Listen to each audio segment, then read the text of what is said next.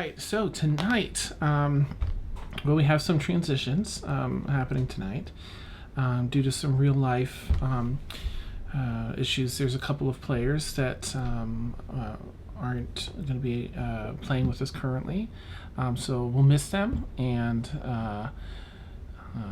that's Randy and Ms. So we have our Tahxl, Deena, Rheya.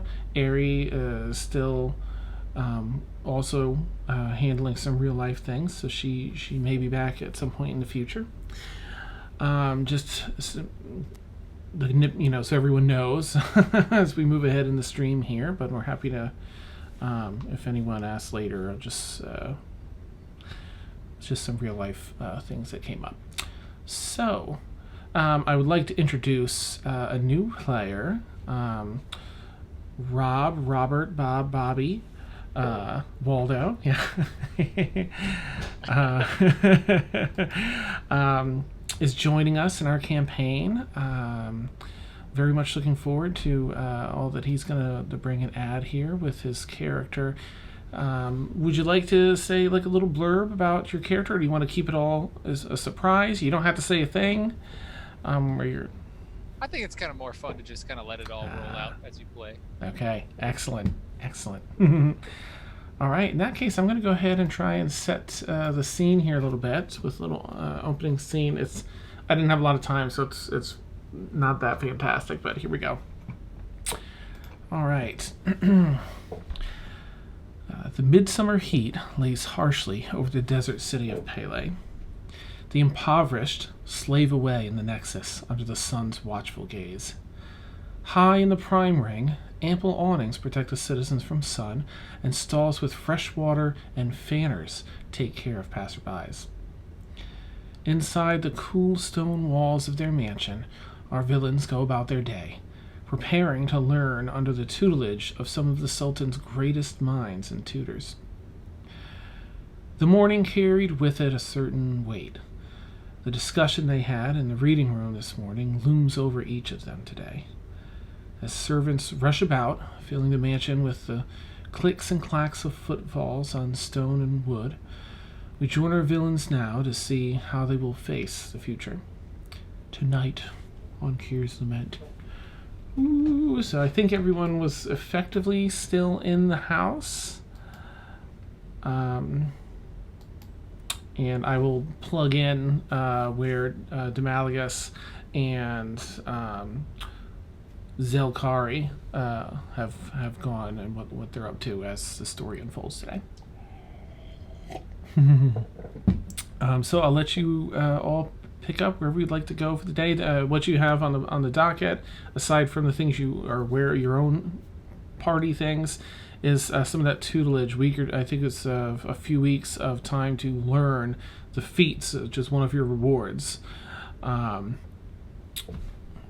stopping the craziness below the city. Plus anything else you want to do for downtime. Rheya will go find Deena and Thaxl to confirm the plans for this afternoon. Okay. And Deena is sending off the request for the meeting, for the private meeting. Excellent. And she's using her wax seal. Oh, that's awesome. and she kisses her finger. A little flame appears on her finger, and she holds and she's still trying to get that right. It takes her prior to, so there's like drips of wax everywhere. Nice. Especially when she I love it. All right. Deena, Thaxl, are you two good to go? You know where to meet Vinny for the meeting this afternoon? No. Huh? I mean, I know we're supposed to pretend to be his servants, but I'm not. Well. Oh. yes, With cousin Vinny. With Yes. cousin Vinny. Mm-hmm. Her cousin Vinny. Don't tease him too much. He'll break, and then it might, jeopardize your mission. Oh, hell. So keep things Keep things professional. He doesn't tease well. I don't know what that means. Well, It means we have to talk polite instead of like we talk. mhm. I don't know what that means. Don't make him blush, Thaxl. Oh, okay. Yeah. Mhm. He Can we won't make take it it blush well. after? That's fine, as long as, whenever you're in a place where you're not worried about, being spotted. So. Well, I'll be dressed differently. I was gonna disguise myself, but I just don't know. Should I be like a tiefling? I don't know how long it's going to take either. That's the other thing, is how long is it going to take? Because I think we've only got an hour if we use that. We do. 'Cause-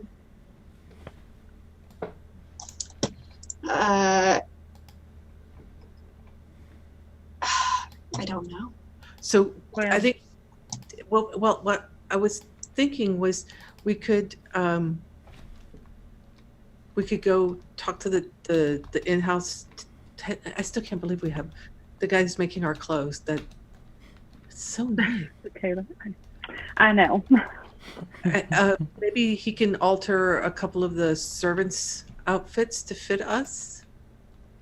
And Dina's already started taking all of the jewelry off of her horns, all of everything out of her ears. All of the jewelry is, well, most of the jewelry is coming off. All the visible jewelry is coming off, and she washes her face. Got no makeup on. The only thing she does a heavy kohl on her eyes, and that's it. So she's got no makeup other than heavy kohl on the eyes, no jewelry. And then she starts kind of scuffing, dulling her horns as best she can. The hair gets kind of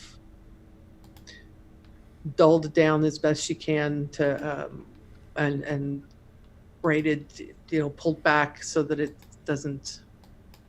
There's nothing she can do really about the scales.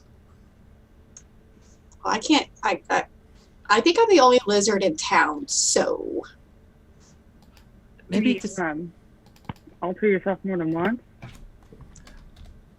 wait, what? Can you alter yourself more than once? Well, this was from, the one goddess that did all stuff. Akari. Yeah, that one. Yeah. all right. I can do disguise self if need be. I have magic that will disguise you. So if we need to do it for longer than an hour, I can do that. I can Maybe. cast. I actually cast it I can cast it multiple times. I just have to be subtle about it when. When it happens. Yeah. Well, what I wanted to ask you, Thaxl, was I think Ari and I are going to go look into that group that have been following us while you two have your meeting. But while we do that, I wanted to see, do you need to borrow my ring? And she will take off an invisible ring that will show up when she holds it. It will protect you from anyone reading your mind. I don't know what you're going into, but if you think you need it more than I do, I'll let you borrow it for this.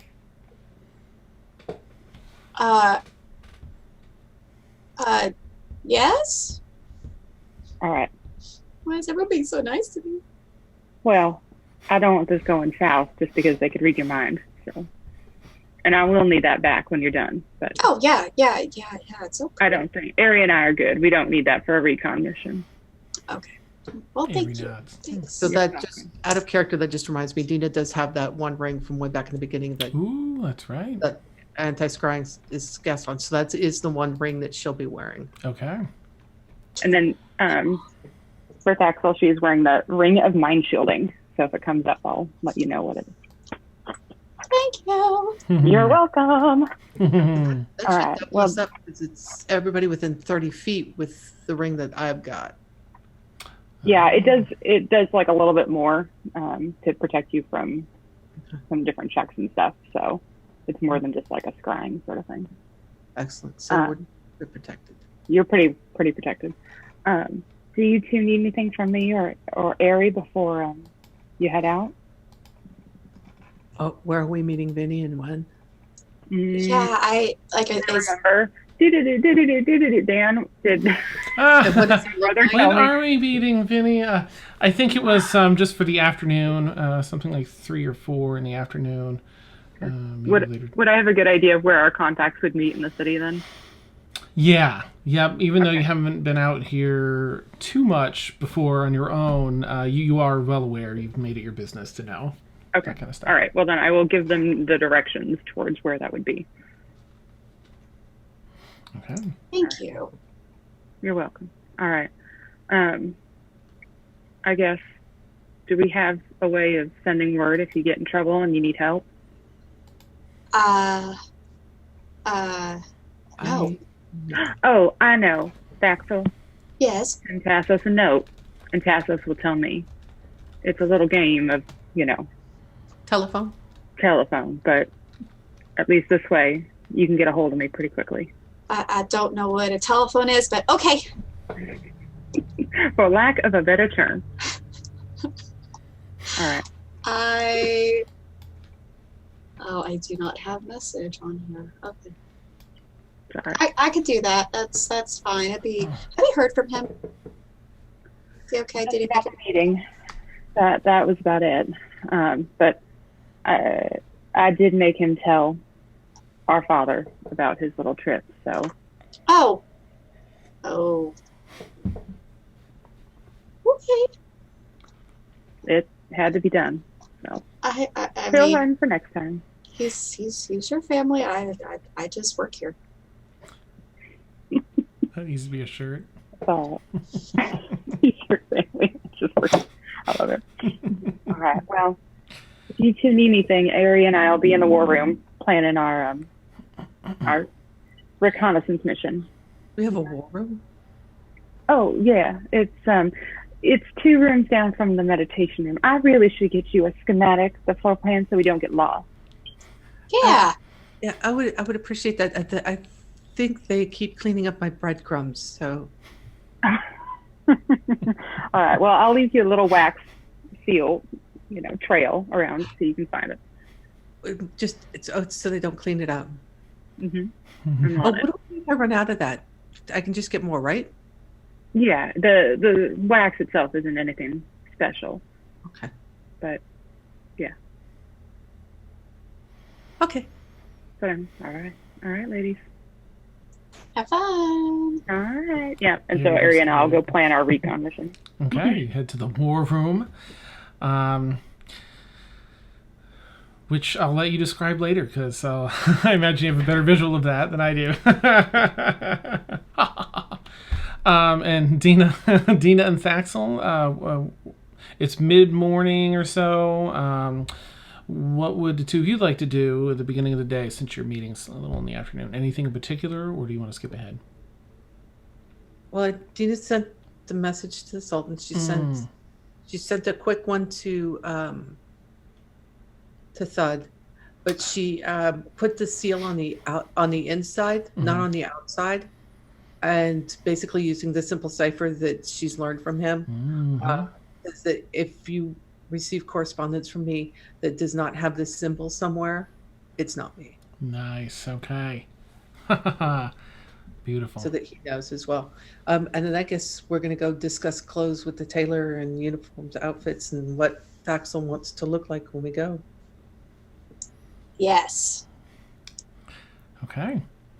So you two head up to the fitting room there, and call for the tailor to start taking measurements and ideas and concepts for what you'd all like.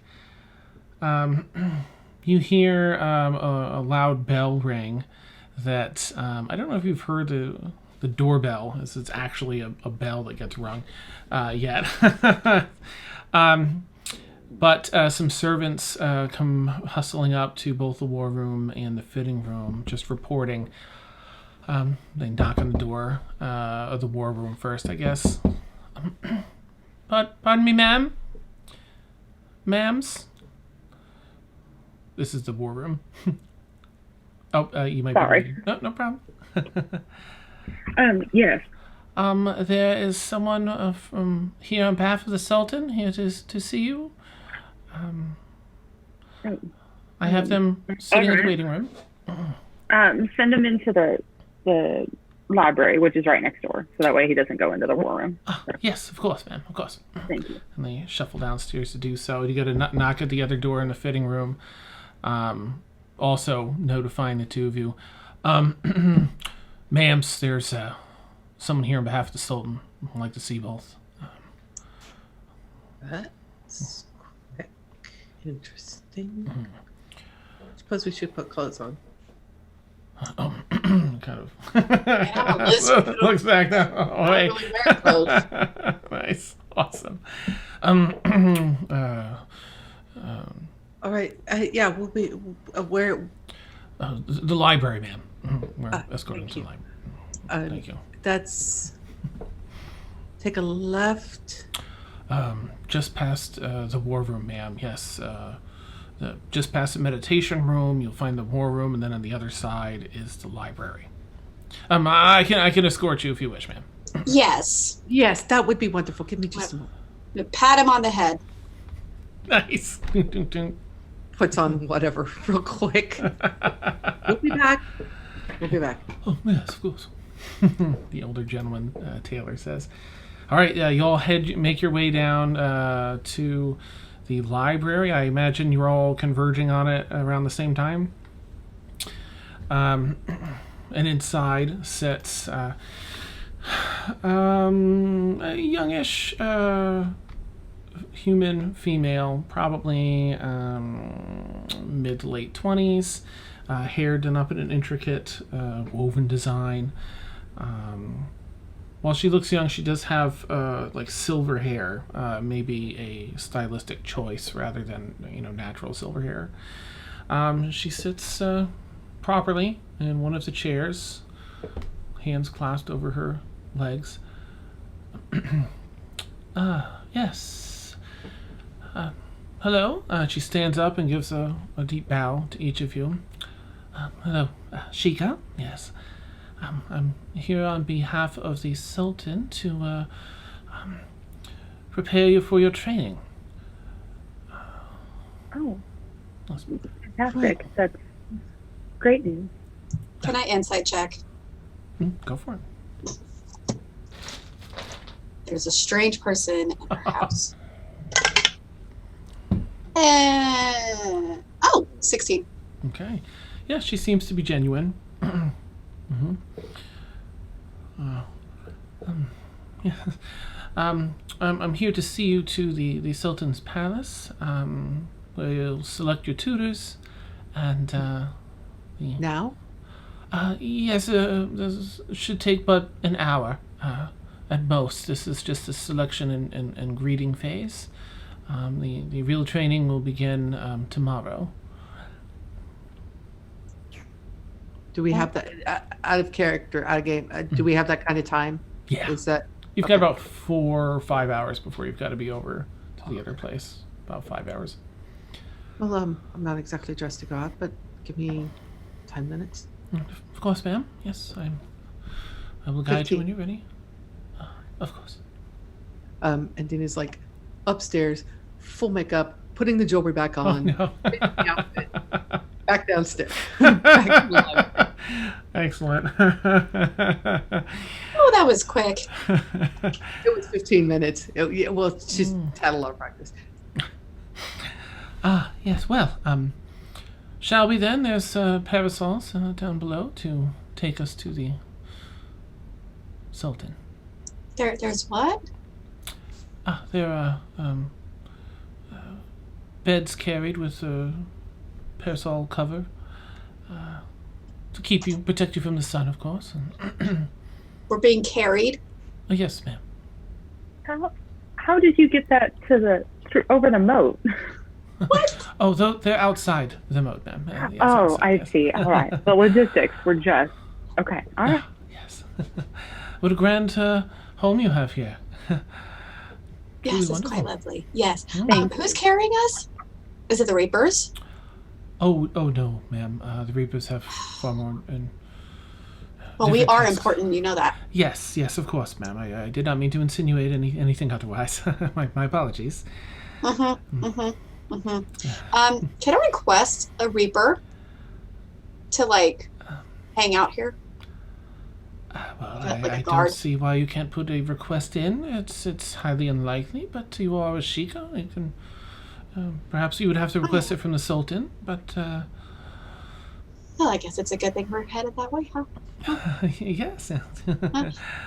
Okay, who's carrying us? Is it like a magic thing, or is it like like There are servants to carry you, ma'am. Yes.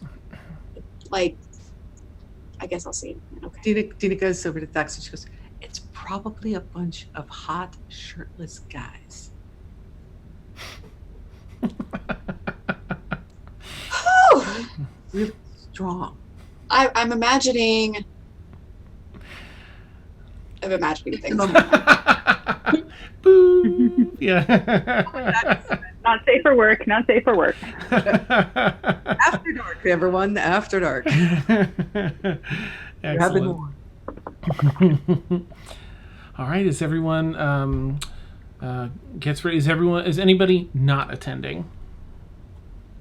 Okay. Ari hustles down and picks the one one that she wants, palanquin that she likes, hops in. It is in fact a number of fairly strong individuals, most of them men, but not all. The men are very tan-skinned. While they are in fact shirtless, they do have like a shawl thing that goes over their shoulders and behind and back just to protect them from the sun. The loose, light-colored clothing for pants and shoes for protective wear in the cobbled streets. And they just wait as you approach. They have the palanquins lowered to the ground. They guide you each in. They pull a little curtain back. So you eat. There's one for each of you. Up they go, and they march you relatively softly. Gina's gonna she's kind of laying on her stomach with her head like this, with her feet kicked up in the air, and she's got the front curtains open because she's watching where they're going and she's watching the view in front of her, and she's gonna kind of whisper to one of the nearest guys, "Are you slaves?" No, ma'am. We're servants of the Sultan. We're paid properly, yes. Okay, that makes me much happier. Very nice. Gives a nod back to you. Turns rippled muscles. I'm just gonna. I want to pat all of my down the servants. muscle. Nice. Pat. Duck, She's goose. taking in the view. She's just like, Awesome. I love the view in the prime. It's just amazing. Anyways. All right, and you are all brought to the Sultan's palace, where you are gently set down and ushered into the palace, which you've been here once before already. So you kind of know the routine. They sit you down in a room that's part reading room, part dining room, where there's an area to pick food and drink and partake. Probably some hookahs and some other things in there that you could potentially, partake of should you want to. Let me actually roll something to see who's gonna come out and see. Okay. So one of the high-ranking aides comes out, and she looks at all of you. She's an elven woman, brunette features, really big bushy eyebrows, but they're sort of like combed to look like have a wisp at the end, and eyeliner to match. Yes. So glad to see you all. I missed you at the reception the other day. Please, do come in, meet your tutors. I'm sorry, and you are? My name is Leela. It's a pleasure to meet you. Pleasure to. I'm Deena. She reaches her hand out. She rests it on the back of her wrist of the other hand and leans forward and holds her hand out that way to shake. She's a bit on the taller side. Yeah, of course.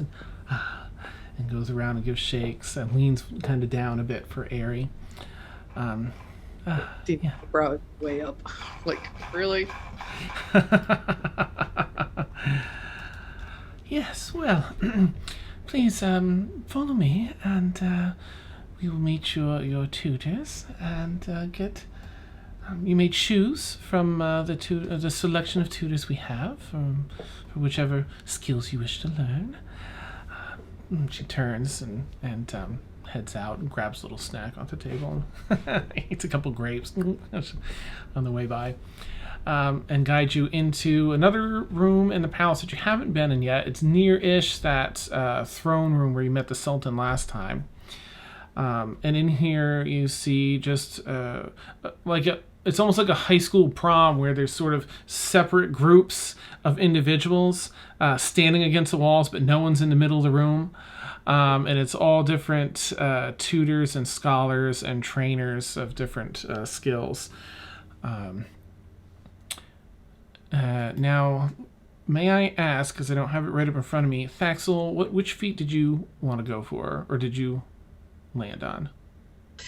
I chose skilled, so I got proficiency in intimidation, nature, and the poisoner's kit.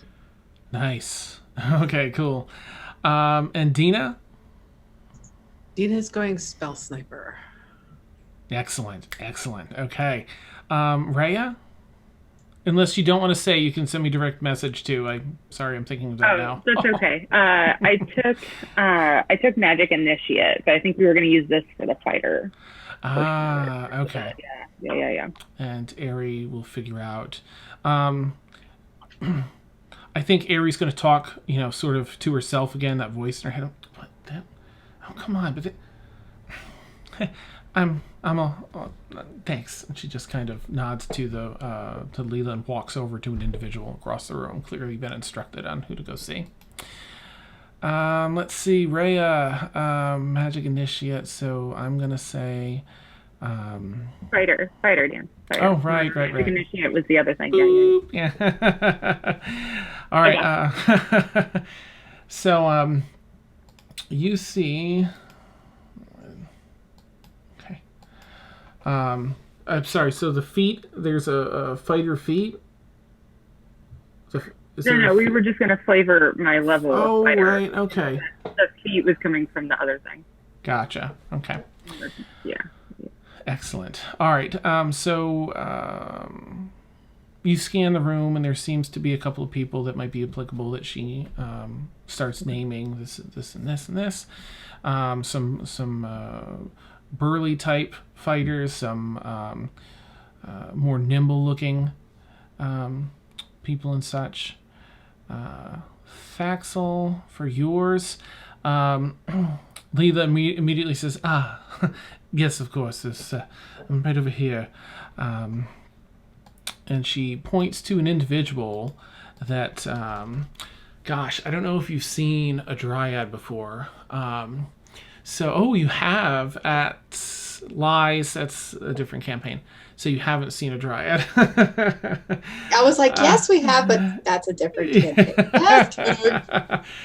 So you see an individual that he's humanoid, but his hair is actually a bunch of leaves that grow out on stems that flow back off of his head. His clothes is bark from a tree that also flows into flowers and has like a kind of a high standing wrap around a cloak almost of this bark.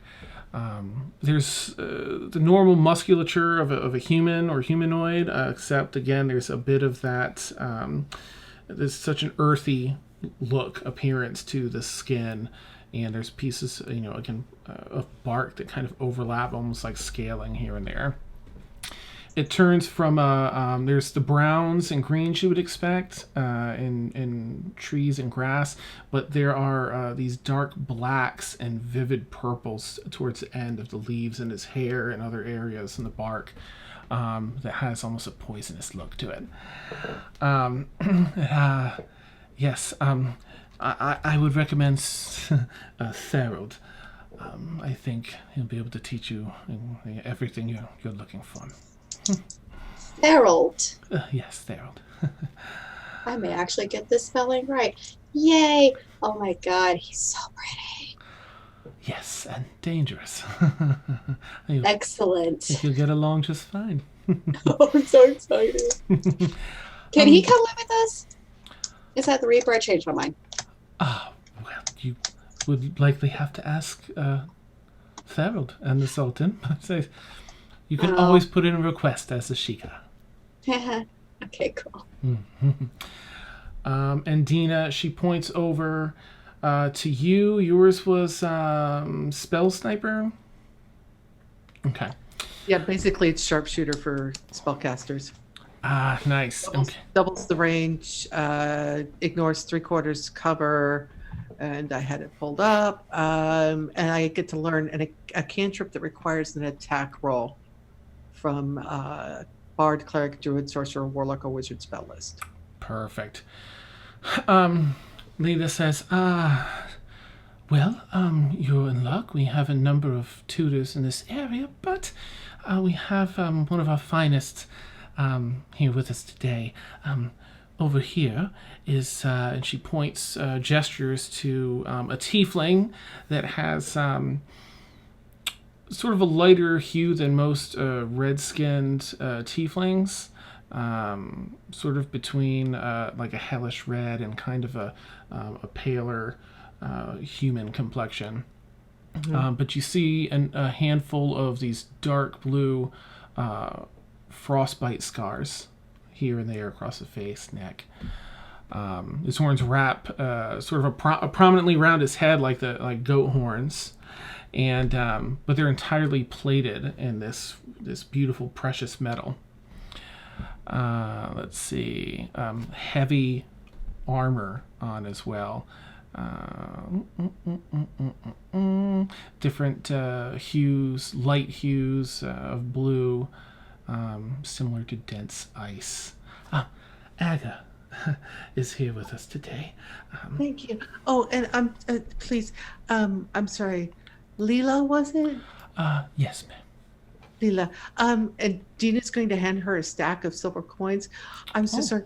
I meant to tip the gentleman that carried us here. Would you please take care of that for me? And there's a few in there for you as well. And she just drops 20 silver in the lady's hand. Because I've got a stack of quarters here. Thank you. Thank you. I mean, I will see to it. If there's anything you need, please do not hesitate to ask. I will be wandering about the room, dismissing the other tutors once you've chosen yours. We'll have some time to... she kind of is talking to you and then gestures to everyone else as well. Of course, Aries already across the room. Have time to greet and meet and better know your tutors. Make sure they're right for you. And... could you do me... I sent a message earlier requesting a private audience with the Sultan. Could you tell me if he's received that? Certainly. Yes, I will see to it. Thank you so much. Of course, ma'am. She bows deeply. All right, and she actually scurries out of the room first to go check on that. Okay, so Aries over there. Rheya, are you going over to one of the... Hey, Frank. Whichever one looks like they could teach me a little bit better fighting style than what I already know. Okay. There's a couple that you're able to talk to, and some are just barbarian type smash things. And then some are like martial arts kind of fighting, barehanded mostly. But there are a couple that seem to be very similar to some training you had maybe in your youth, given your family, that fits maybe a little more what you're looking for. Whichever one looks like they have the most elegant and refined fighting style. Okay. Excellent. Let me do roll because I think that. Okay. All right. Yeah, you find there's a woman there that has heavyish armor, but a lot of freedom of movement. The sword has at her side has seen use. Some of the others, they look a little more ornamental, perhaps, and you pick her out. Okay. And Thaxl, are you going over to your guy? Oh, hell yeah. I'm already there asking if it's okay if I can, like, pat his head. Like, I just, like, what? This is, like, coming from a forest. Yes, I would be careful before doing so. It's poison. You're literally poisoned. Yes. I am so excited right now. You have an interest in poison, then, yes? Yes. Very much so. I'm a collector. And now I kind of want to make my own shit. Oh, excellent. There's no better thrill than delivering poison to someone that you crafted with your bare hands. Yeah. Oh, we're going to be best friends. I'm thrilled. And he holds a hand up like this to give like a, yeah. Hi. I'm... Well met. Yes. I don't... I think I gave the Sultan my other name. So we're going to stick with that. I'm Remy. All right, Remy. So tell me, which poisons have you used so far in your experience? And he strikes up a conversation to have, like, break down some of the deets, and he talks about some. He also seems equally excited to have another poison enthusiast. And Deena, of course, you head over to this, to Aga, this tiefling. She's going to greet him in Infernal. Ooh. Oh, you might be muted. Oh, am I? No, not you. Sorry, Rob. Oh, Aga. You're at that Aga. Can you hear me?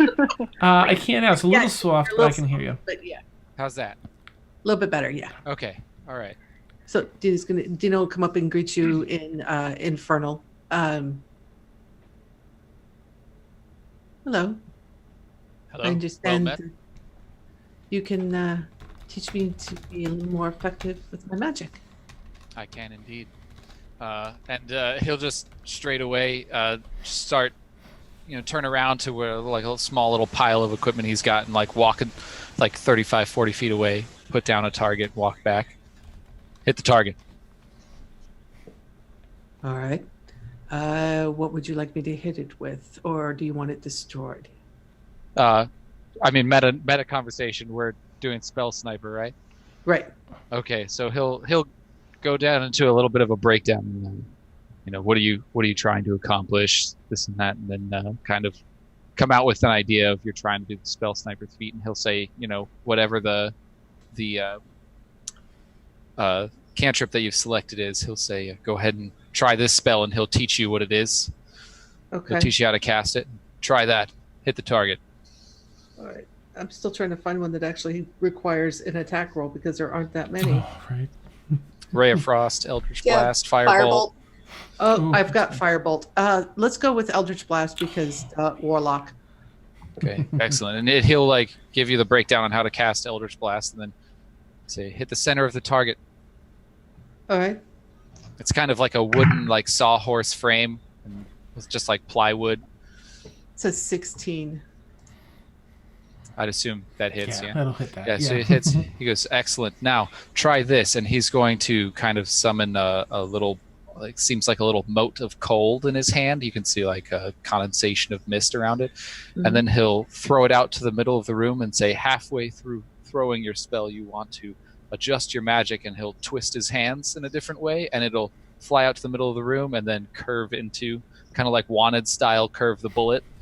Right. Say if someone is hiding behind a piece of obstructive whatever in the battlefield, you can avoid the problem of them not being able to be seen as well.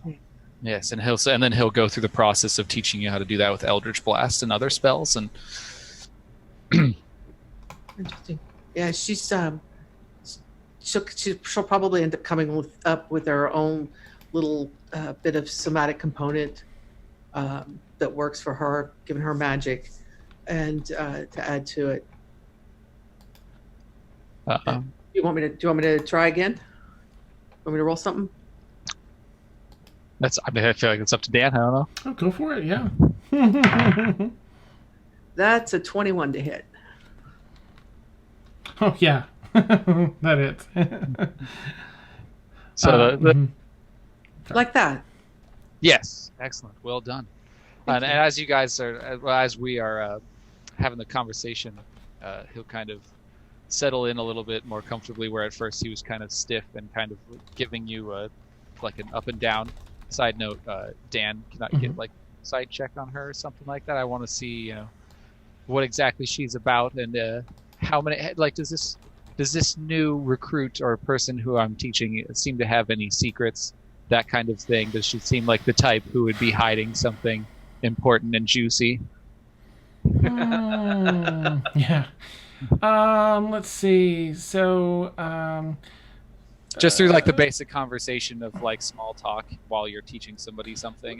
You can see like if she's like get a feel for if she's genuine or if she's the type of person that might probably. That's what I'm looking for. Okay. Yeah. Go ahead and. Curious about magic, or is she just a dilettante?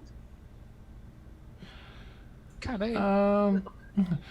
And so, Deena, you can roll either, you can roll nothing, or just to keep the mystery, you can roll anyway in case there's, or deception, or whatever you feel. I think he's just sort of trying to judge your character, which will be a little bit difficult. Yeah, pretty closed off. Yeah. But so we'll have like a DC in there too, but okay.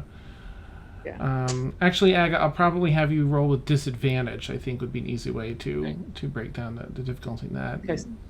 This will be a general gist. Okay. My total is an 18. Okay. And you can. That's a 26. Oh God. Oh, no. She seems like a straight shooter. Yep. She doesn't give too much information one way or another, but is pleasant and eager to learn, I imagine. Or unless you want to add anything, Dean, I'm sorry. She's somebody who is dressed and fitted out to the absolute best. It's provocative. It's designed to draw attention, but the face gives nothing away. The voice gives nothing away. She's very just, okay, thank you. Yes, all right, I see what you're doing. There's pretty much nothing there that she's giving away, other than the fact that she is addressing you in in Infernal. Okay. Awesome. Which, given that we're both tieflings, would be. Yeah. So let me describe Deena for you. Okay. Deena is about 5'1". She has very pale, unnaturally pale skin. She has ruby dragon scales that start at her hairline, follow her hairline around to the back, and then down her spine and along her tail. Her tail is an interesting mix between a dragon's tail and a demon's tail. Her horns start right here and curve back and loop up. Back. They're very. They look very strong, glossy, powerful. They're bejeweled in a way. They have silver bands. They're bands of metal that are embossed, chains that connect to multiple piercings in the ears, and yeah. Okay. And her fingernails look almost like talons, but not quite. All right. As the conversation progresses and the training is going on, Aga's actually briefly going to switch into Abyssal, just to kind of try and in the social setting, just kind of put her on her back foot to see if she knows Abyssal or not. And he's going to do you speak Abyssal? She'll just look at you and blink. Okay, all right. So he says, like something crazy in Abyssal, and Yeah, and you blink at him, and he goes, I'm sorry. I assumed you knew the language of the hell, the two languages of the hells. My apologies. He'll switch back to Infernal at this point. She responds in Primordial. No, my training and upbringing led me to other languages. He blinks at you. And he'll, continuing in Infernal, he goes, I'm actually a seeker of knowledge myself. I'm happy to help you in anything you can do. I have been curious about your group's ascension recently to the center of the city, and I'm intrigued, and I would love if I could spend some time with you and learn some things from you, as knowledge is ultimately the thing I seek. So I was curious if I could not come and visit you at your estate at some point. Now the shutters go down. The face is absolutely blank, except for her eyes. Her eyes are actually, everything is black except for the flames. There's flames in them, and those flames flare just a touch. And that's the only difference, but her face has just gone stone. And she goes, I see, and you've heard of us. I did not realize that our reputation had traveled so far so quickly among those in the Prime. I don't know that your reputation has perhaps preceded you, or if perhaps I am simply astute and paying attention, particularly to new things entering, but it is indeed an environment here of careful watch, as any central power. Or learned? I'm sorry? Is your magic innate or learned? He'll kind of lift his right hand arm, and there's a ridiculously opulent book kind of tucked away behind his arm, and kind of the bit of cape cloth that comes off the back of his armor, and it's got like metal clasp on it that keeps it shut, and it's sitting in what seems to be like almost a scabbard, but for a book. And it's along the spine. It has runes in all kinds of different languages. The pages, the little bit of the pages that are sticking out the top of it, seem to have gilded edges. And he goes, "Learned. I learned most of my magical abilities in the Nine Hells themselves." I have a friend that you may be interested in meeting at some point. I've always wondered if those things burn, but I've never been quite brave enough to try it. What things? Books. Oh. Yes, they burn, but I'm good at putting it out. And I mean, he kind of gestures a little bit at his armor, which almost appears to be densely packed ice itself. She's like, "Oh, I see." And flame goes up. She casts, without even bothering to look, she's going to cast Firebolt at the target. And her whole body erupts into flame, and she's literally covered in flame head to toes. Excellent. I have my own preference. Interesting. I'm sorry, it's really hard not to make a Song of Fire and Ice joke. I know.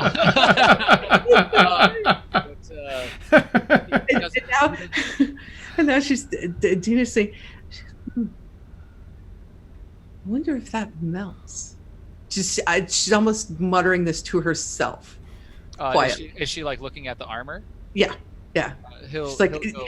He'll go, "I highly doubt it, but you're welcome to try." And he'll hold out his arm, which the whole thing is, it looks like not here. Plates of ice. Not here.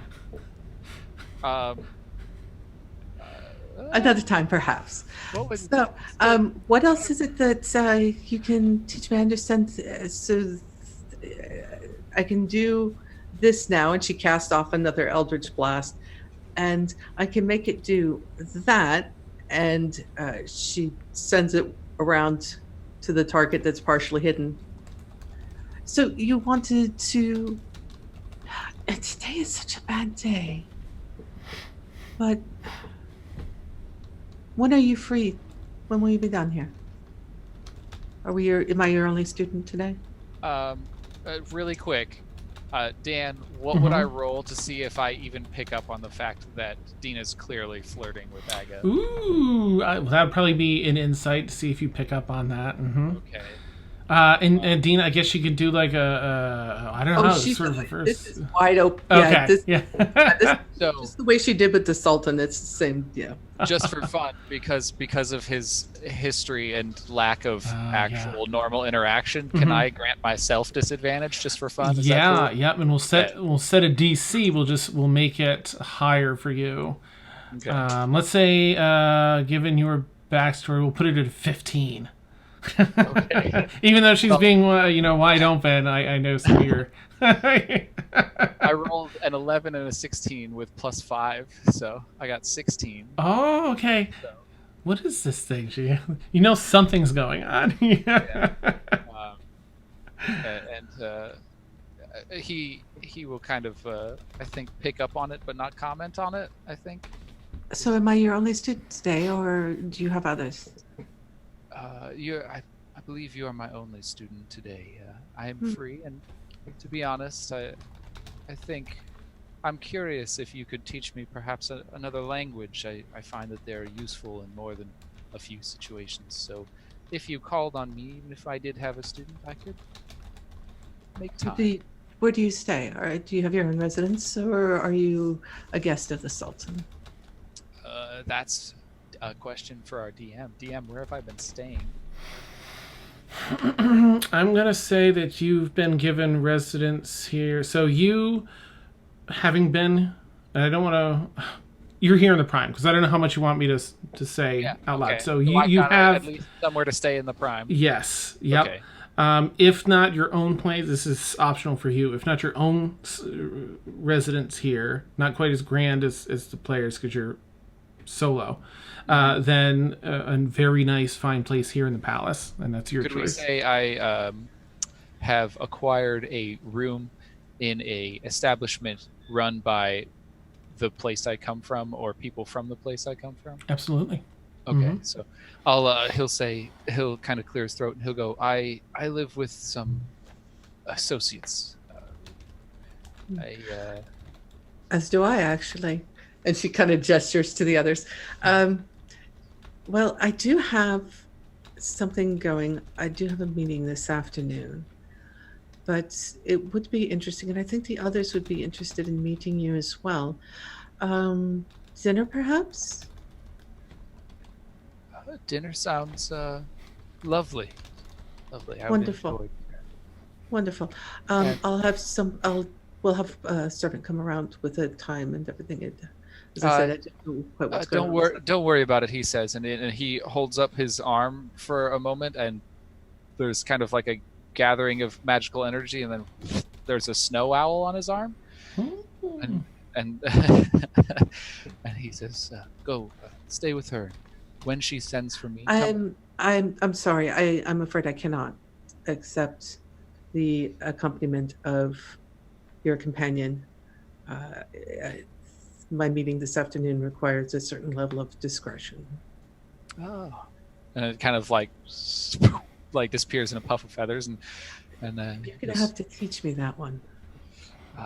It will take some time, but it is teachable. And she responds to you in Draconic, as does learning a language. This time he kind of smirks with his little blink, and he's like, yes.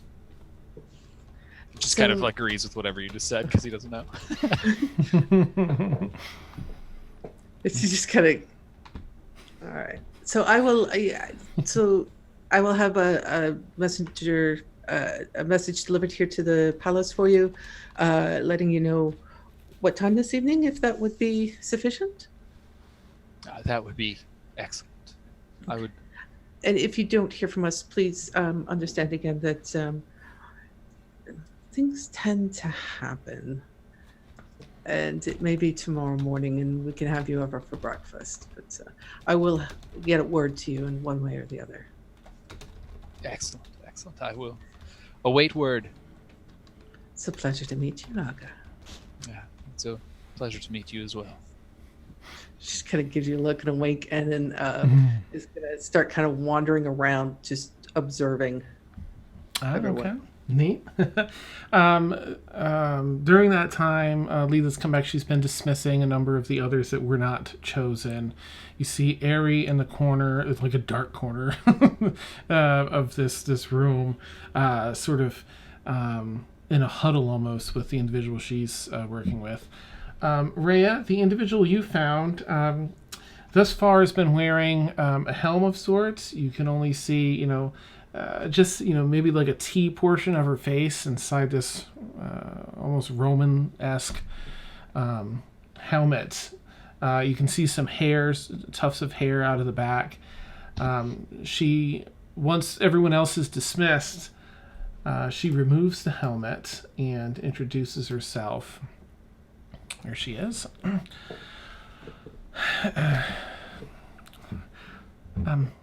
Hello, my name's Rika, and seems like I'll be the one to train you. Hi, Rika. I'm Rheya. It's lovely to meet you. It's a pleasure. So she kind of eyes you up and down a bit. You look like you can already handle yourself. Nimble, perhaps. I try get in and get out, but I'd like to be able to hold my own a little bit better. I think. Well, I was trained to take care of myself, but we've seen a few scrapes lately, and I think maybe further training would be best. That I can do. Well, let's test your reflexes. And immediately she throws a punch.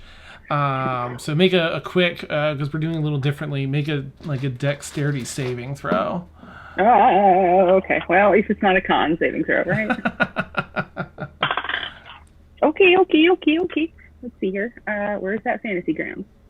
Damn it. All right. Well, hold please. Let me switch to my character sheet over here. You have a +7 to your dex saves. Oh, thanks. Okay. Well, then that's 19. Okay. You narrowly sidestep this. One of her, you can see her knuckles have been conditioned. They're much larger. The initial two are much larger. They've taken a lot of punches and beatings to build up the bone there, and the knuckle actually scrapes your cheek with the speed of it. So you dodge out of the way, and you don't take damage, but you feel a little sharp soreness there on your cheek. Oh well, good. Yeah, I can work with this. So tell me what type of weapons are you looking to learn here? Weapons, or what type of fighting? Hand to hand, a little of everything. I mean, a little bit of everything, but I think my natural fighting style is something with a little bit of flourish. Oh. The biggest weapon I use is a rapier. Daggers. These, and she will let loose the mind claws. Oh, fantastic! Up close and personal is my style. Oh, I like you. All right, well, let me get to know a little bit about, tell me what you're comfortable with about your past and your training you've received so far, and I'll know what habits I need to break and what we can move forward with, yeah? Well, I'm quite good with, like I said, getting in and out pretty quickly. I do happen to, I do happen to get hit often. It happens, when you're moving so fast. Sometimes Right. You're not paying attention as well. And I don't know, I think I just want to expand my repertoire of, being able to move around the battlefield. All right, we can work on that. We might be able to work a little bit on you've been able to take a hit a little better as well. That would be fantastic. I don't. I had a bit of a. I had the best tutors, and I had a little bit of a higher class upbringing. So, I'm not used to the dirty streets or anything of that. Sure. Well, we'll get you trained up right here. Don't you worry. Fantastic. And she carries on a little more conversation. She tells you a little bit about herself and some of her training. She's effectively combines some monk with fighter mechanically. And so she has a number of things that she's eager to teach you. And she seems to have a moderately good sense of humor and isn't very judgy or anything. So feels like a good fit. And of course, Thaxl, you're over there with Thaxl. Harold. Yes. Still talking about poisons, and I'm actually going to share a sheet out with you a little bit later because I found a whole nother section outside of that document we use. The DMG has a whole thing with like 20 different poisons, and I came across the other day. I was like, oh, have I not found this before? So he lists those poisons. He's like, all right, have you ever used... he mentions the Arctic Creeper that is the one that you've done before, or purchased or made. And he runs down a list of a bunch of others. Could I show him the one that Sam, whatever Sam. Mm-hmm. Yeah, because she gave me one that she would not identify until I used it.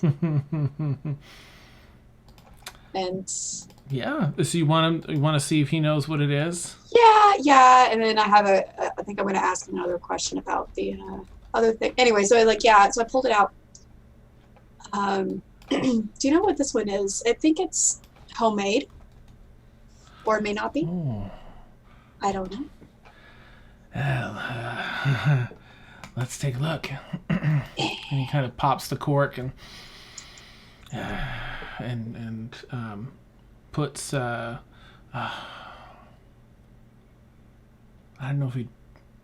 Yeah, he's sort of like hardcore. So he kind of reaches behind his elbow and plucks a little feather off of it. Folds it up and winds it up and kind of dips it into the poison a little bit to see its reaction. Let's see, and which one is in here? Oh gosh, I'm trying to look for it. Sterling Sam, that was your first name. It's a clear Arctic water that has a color coalescing. That is not how you spell that. In it, vial of poison. Apparently, there's a recipe. That's from my notes. Nice. Okay. He takes the leaf out. It seems relatively unaffected, but he smells the leaf and dabs it. And he takes a vial out of one of his pouch on his belt and takes a swig. Oh, well, that's fairly potent. That's what you have there are midnight tears. Yeah, have to be ingested, but great for assassin work. Yeah. Perfect.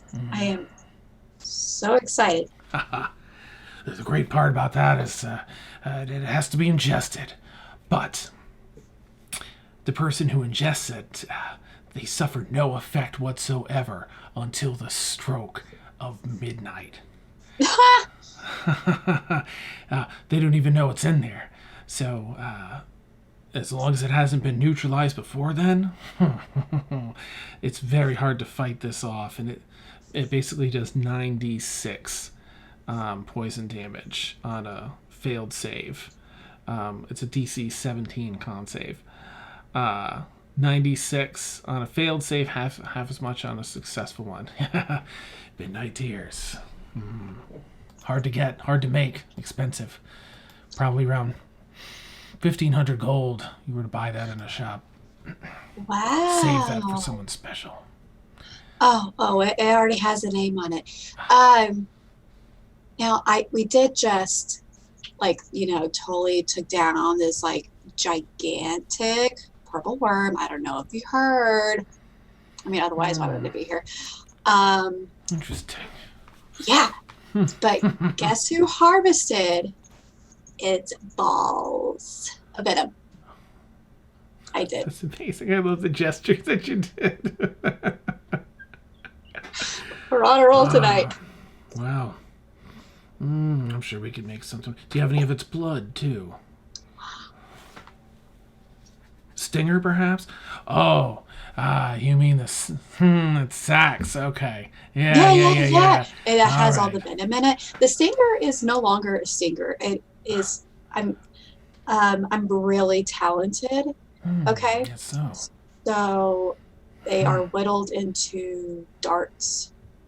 So you can dip the poison in them, or use it as a toothpick. Got really sharp teeth and stuff. So I kind of need something to. I like that. Yeah. Or just go and stab somebody. Excellent. I have a lot of great ideas, okay? But I need to be able to transfer the venom. It's really potent. Yeah. And everything's better with poison. I know. Yeah. You're adorable. Well, we can definitely make something work with that. There's some strong... there's a poison specifically for that, even more dangerous than the one you've got there. It does, really? Oh yeah. Now, where is it? This one can't really be ingested. It has to be given through an injury. You gotta cut them open, get it right into the bloodstream. But once it's in there, oh, watch out. Any kind of, again, mechanically, it's a DC 19 con save to succeed against it, and it does 12d6 poison damage on a failed save. Oh my god. Half as much on a successful one. Now, you've really got to distill it down, make it very, very concentrated. So it's a good thing you've got both its balls. That way you can really, get at least a good a few applications of this poison when we're done. But I can show you how to make that. Yeah. Oh, yes. Okay, and Alright. she's mentally scratching off whatever name she had for the one Sterling Sam gave and replacing it with the purple orb. But I'm like, this one's going to be for this person. And this one's for this person. Awesome. And this one's going to be for my next victim. And yeah. And so you all have about the hour or so to kind of discuss and such. And Leela returns. I do hope you've all had plenty of time to get to know one another. Training will start tomorrow. We'll send word. We'll send the palanquins back to gather you in the morning. Expect around 9 o'clock or so. You have a few weeks of training, I believe. Yes, and she kind of nods to the tutors that all kind of give an acknowledgement. Yes. Deena, may I speak with you for a moment? Yes, of course. She kind of flashes a quick look to Thaxl before she steps away. Yes, and she turns, she arrives next to you, turns away from the party. I just wanted you to know that the Sultan has just received your request and is planning on scheduling such a meeting. He has many attendants that see to the actual scheduling, but... Of course. I have an appointment this afternoon, which would make it difficult for me to obviously be in two places at one time. Of course. However, I should, of course, be free after lessons tomorrow morning at his Lovely. leisure. Wonderful. I will let them Please give know. him my regards. Of course, of course. Thank you, Sheikah. I shall do so. Well, I do believe it's time for us to make leave for our bio breaks, because it's bio break time.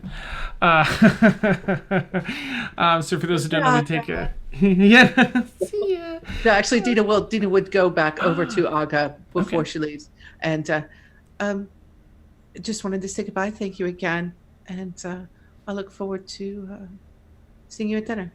Have a good afternoon. I look forward to hearing from you. Nice. And the party's sent back to do their thing. And yeah, for those that don't know, we take a 8 to 10 minute bio break here in the middle. I'm gonna go make a fresh cup of coffee. Let's get our coffee emote up. Oh, there it is. Coffee. And some of us stay here, some of us don't, but we'll still stay streaming, and we'll be back shortly. Yay! Catch y'all shortly. Woo!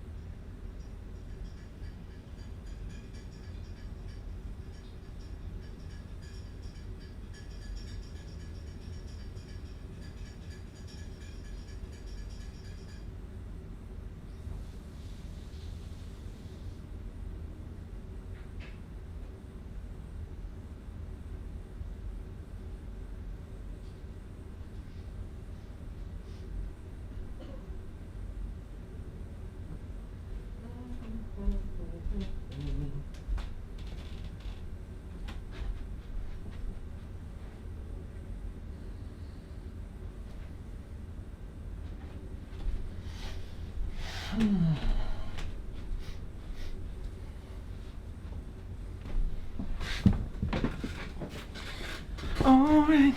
Yeah.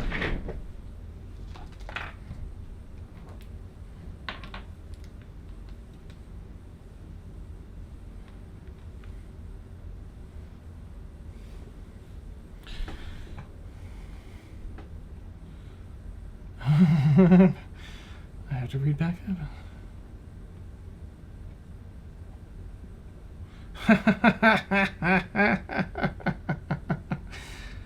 Awesome. Yes, for real, I've done it. I was just catching up on Frank and Steph's. Yeah. Did you see my private message? No. Let me go check-a-roo. Okay. I'm actually going to be AFK for just a little bit longer, but Okay. I just wanted to make sure you saw it, and I thought I'd say something. Was it before. on Discord? No, it's in the Zoom chat. Oh, can you copy and paste it in Discord? I can't open up the 'Cause chat. It messes Okay, it up. stacks up. Gotcha. Mhm. Oh. Sorry. Thanks. No, it's okay. What's her face said that they used this one for whispering to people, so I assumed that's how I communicated with you. Oh, gotcha. But that's okay. Mhm. It's fine. I am pasting it now, sir. Neat. Thank you. No problem. Thank you. I'll be back in just a bit. Okay, take your time. All right, let's see. Oh, let's just see.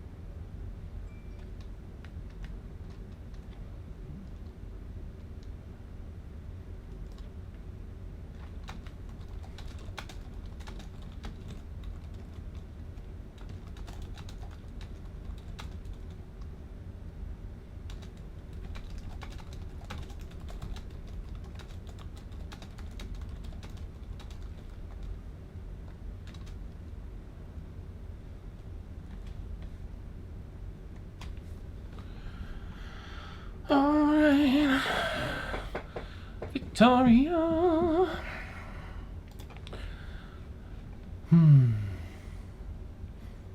right. Thing. What am I gonna do here? I feel like it.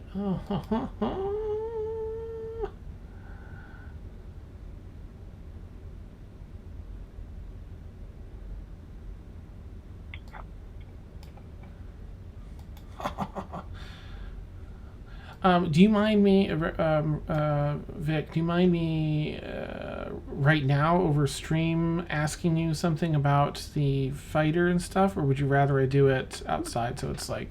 No. I don't mind. I don't Okay. mind.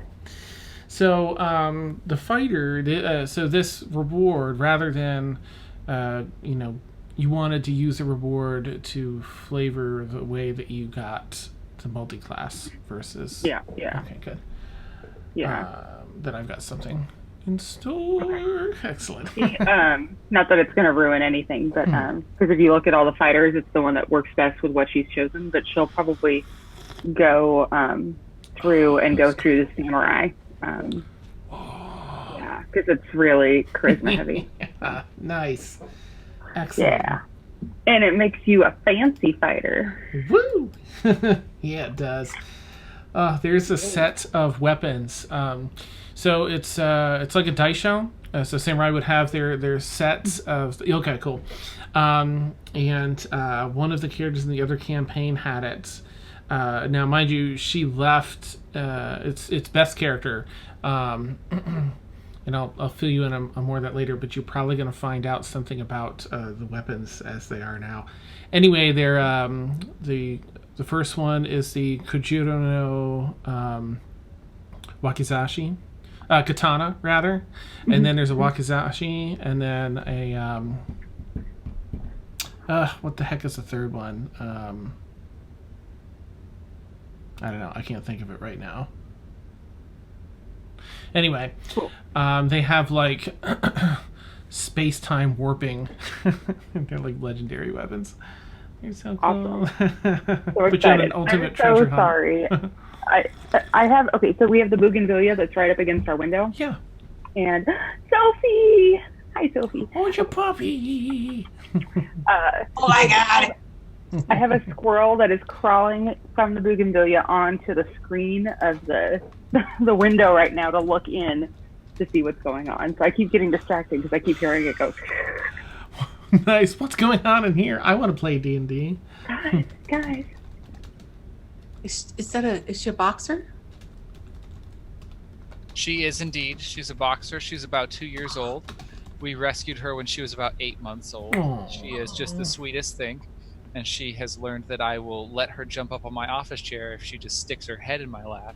So she does it all the time now. Aw. Sammy does the same thing, which is why he was up here earlier. 'Cause Yeah. Yeah, she was actually up here earlier in the game, but I was trying not to be distracting while we were streaming. I was trying to like be like, lay down. But I figured since we're on break, she can have a little. Yeah. Puppies are always welcome. Thank you for Yeah. rescuing her. Of course. My 10-year-old mostly- Corso is. It was mostly my girlfriend, to be honest. Okay, well, tell your girlfriend, thank you for rescuing instead of buying. I appreciate that always. Thanks. Yeah, my 10-year-old Corso's. She was napping on the couch. She's giving me this look like, "Mom, you're talking about me. Don't talk about me." Nice.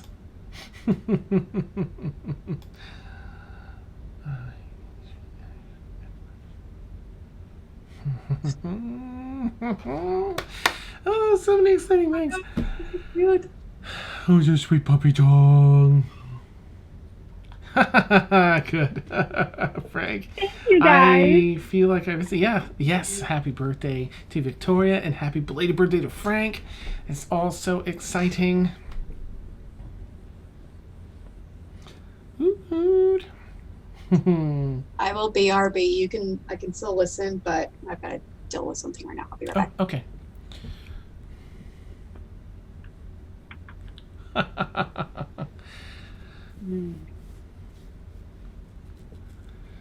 Yeah. Oh, that's why. I need to fix that.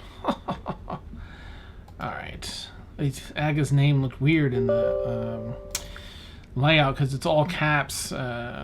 It's just the classes that need to be all caps. Like, why does it look so strange? Aga! Alright, let's fix that, and then we'll get back underway.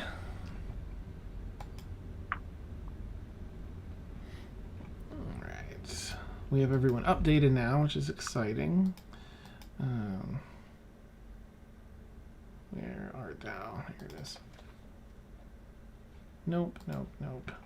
Just this, thanks. Hey, Dan, could you clarify something for me real quick? Sure. So at the level of wizard that I'm currently at, I believe Yes. I would get, if I remember correctly, something like 16 spells, I think? And you said 2 more based on just adventuring? Yeah, let's see. Start with 6, right? And then you get 2 2 per every level wizard after level. that. So 12 plus the 6, so 18 plus 2. That's you would get, from being leveled out. I mean, just from scrolls, because you can learn from scrolls, and knowing your backstory, you definitely would have picked up at least a couple.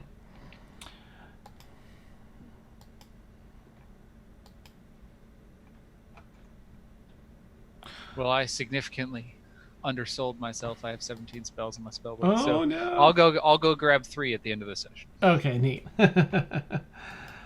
All right, and don't forget too. I think wizards get their class specializations at like level 3 and 6. They get a boost. Okay. 2. Oh, okay. you're talking about the School- archetype bonuses? Yeah. I think those are automatic already. I think. I think so. Yeah. Yeah, if you pull them over from the library, then it will automatically put them in. Okay. Good. Oh. All right. I think the only thing that didn't work, Dan, was the initiative is unaffected for I'm a war wizard. Tactical wit adds my intelligence modifier, Ah. and it still has a -1 modifier on it as opposed to a +3. So it's, I say, +4 for your intelligence. Here we go. I love war wizards. Yeah, there's especially once they hit level 10, it's like, dude, whoa. I played I have a warforged war wizard named Due Diligence that I adore. Nice. One of my favorite builds that I did is actually in a campaign we're finishing up soon that's been like 2 years long, but it's a warforged cleric paladin multiclass, but it's really heavy split. Like I think I'm 10 cleric, 5 paladin or something like that. Wow. Like a really heavy split, because I wanted to be like walking up in the middle of things and smacking people with a warforged, and it was, oh my gosh, it's so much fun. I can't wait for the big bad evil guy fight. Oh yeah, nice.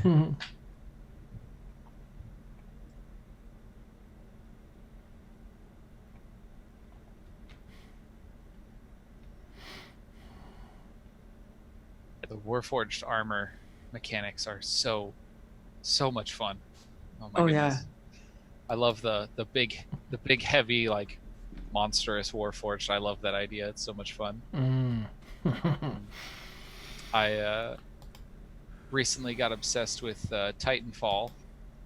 Oh, okay. Yeah. Yeah, and when I got obsessed with Titanfall, I went and made I made two different NPCs, like a gnome, like artificer kind of, but like like DM hand waved, not actually a class thing, and then a wizard, and the wizard is like, I'm terrified of getting in a fight, so the artificer made him this little ball of metal that, like, when he casts a certain spell, falls like a titan, and he jumps inside of an iron golem. It's super fun. That's awesome. Yeah, That's great. My warforged was reverse engineered by a bunch of deep gnomes. Ooh. it's for Yeah, which is why he's named Due Diligence. That's But our halfling druid it was a short campaign. She would cast spells, and then Due Diligence would open up a panel in his body because he was capsule shaped. So he would open up a panel, and she would jump in and hide inside. Somebody, I forget who it was. Somebody was telling me that so what is it, a forge cleric or a certain type of wizard? If you're a gnome or a goblin or a kobold, if you're a small race, you can like create, I think it's transmutation maybe, but you can like create 5 square feet worth of material. And so somebody was like, if you're a wizard and somebody has to be able to see you to cast a spell, just solid snake yourself in a box and then cast spells from a little eye slot and then move your head away, and they can no longer see you as a creature, so they can't fight you as a spellcaster. I was like, that's some cheesy metagaming nonsense. But it's a fun idea. Awesome. All right, I'm going to... Oh, you know what I'm going to do? I'm going to put in our fantastic tweet command that I love so much. So for those of you that want to support us but are unable to, subscribe or cheer or anything like that, tweeting out about our shows, our campaigns is a super amazing way to help out. The link there leads you to a pre-generated tweet that you can alter in whatever way you see fit. No pressure, certainly don't have to, but if you want to, it's always super helpful. Thank you very much, in case you do. Or either way, thank you for being here. All right, let's jump back in. So, I'm going to try, since it's a few weeks, I'd like to first ask, where we'll have time to role plays like Deena, your meeting, and then the big meeting with Rheya's cousin Vinny, and so on. But since it's effectively like a downtime, I don't want to get mired in things that you're not interested in role playing out. So, I know of those 2 events at least. Are there any other things over the next 3 weeks that you would all like to role play out? Dinner? I think, yeah, dinner.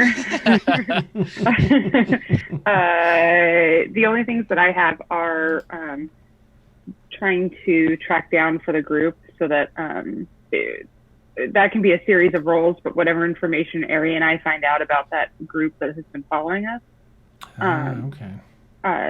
giving that information back to the group, and then at some point, whenever, Rheya will go and find a temple of Joaquin. Okay. So that's all she's really got. And Rheya, because I remember somewhere you had mentioned later that you wanted to go back and catch, that you didn't catch the thing at the end, the way we ended last episode. Did you ever get to catch that? Oh gosh, you know what? I didn't. I'm so sorry. That's okay. Because it might impact what you want to do. So, it was a message from Tassos the next morning, as soon as dawn hit. You got a message from him.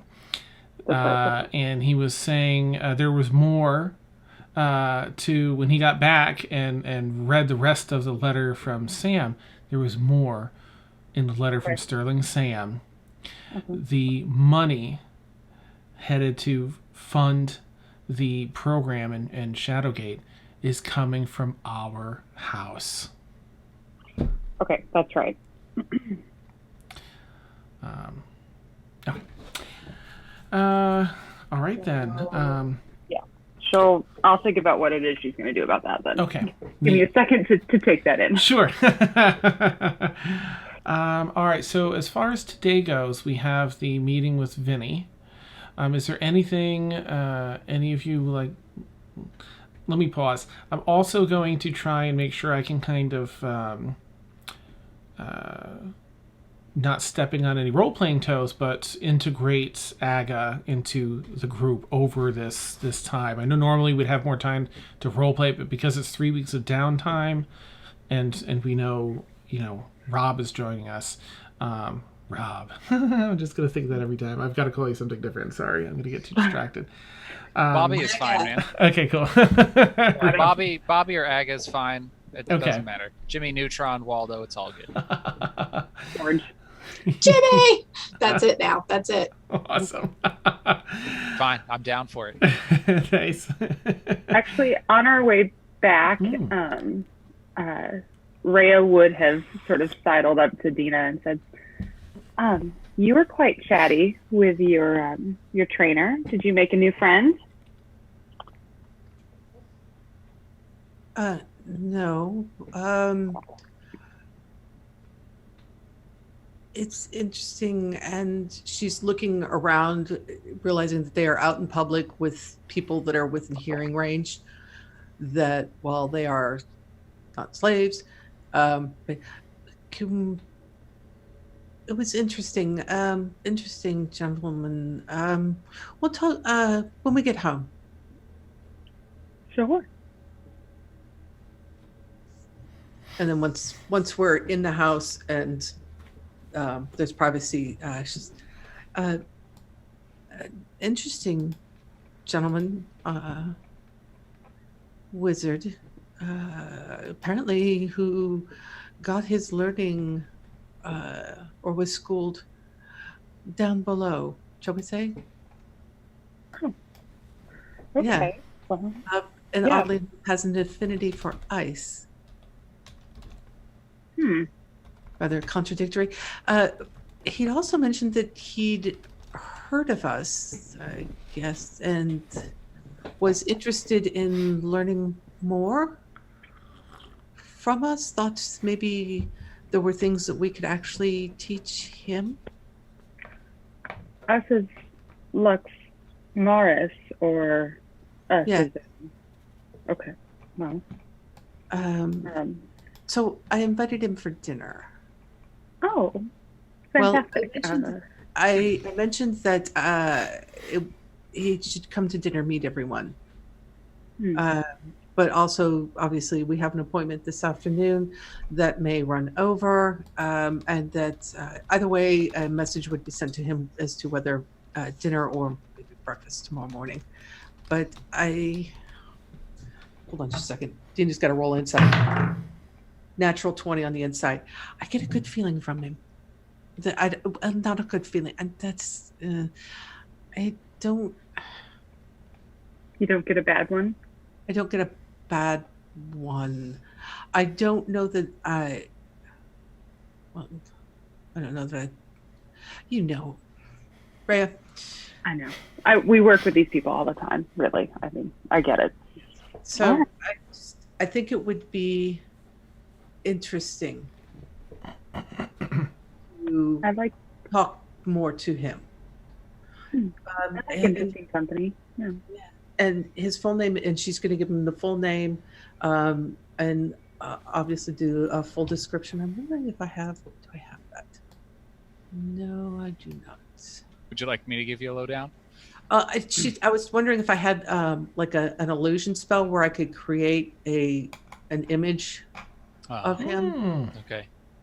but I don't see that I do. So yeah, she would give the full description, and by all means, please. So Aga stands around 6'2". He's kind of tall.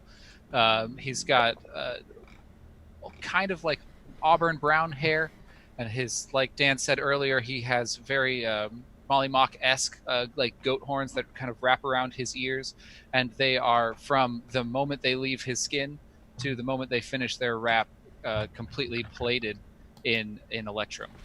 He is completely covered in metal on his horns. You can't see the actual natural formation of them at all. He has a series of dark blue burn scars across his neck and other parts of his body that you can see, or not burn scars, I'm sorry, frostbite scars. And he has a handful of injury scars that show through, but he's relatively young looking. He kind of has a young face that just shows a lot of wear and tear. His armor is icy. Okay. All right. Well, Deena, I think after Ari and I are out on the town, since we'll probably get back before you, we'll prepare a dinner if you want to have it at our place, or you know.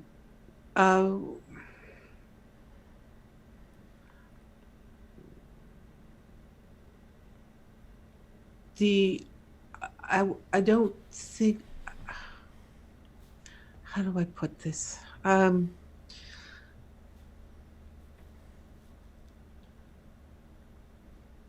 If we had met under any other circumstances, I would say not here, but he he's employed by the Sultan, which I think tends to make him less of a security risk, but I also trust that I'm sure that you have your ways of finding what you can information-wise about him.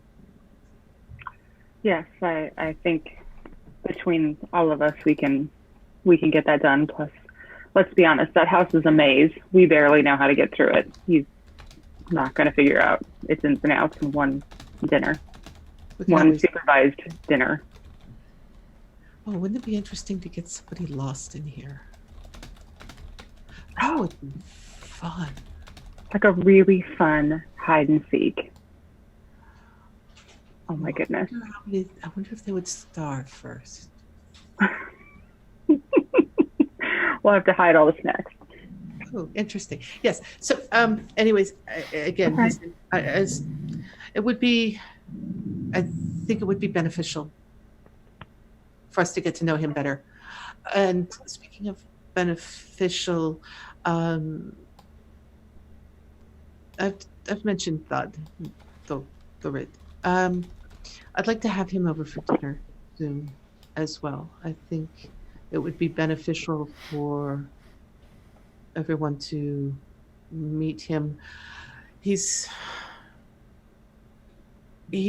carries the title Lord Regent at the moment, and has been charged with the Sultan of building a way station between here and Stonehearth. Well, all right. Yeah. I mean, I'd love to meet him just because of his, attachment to you. But yeah, he could certainly be useful in some of the things that we're trying to accomplish. I've spoken with Thaxl about it, and I've spoken with him, and if he's available, he's agreeable to help us out using whatever skills that he has, and trust me, he does have some very good skills. I would expect nothing less from you, Deena. You only surround yourself with people that are very skilled. It helps to fill in the blank spots. That it does. All right, well, good luck this afternoon, and hopefully it all goes well and we're entertaining by nightfall. Let's hope. And she's gonna excuse herself and then go find Thaxl and start getting ready.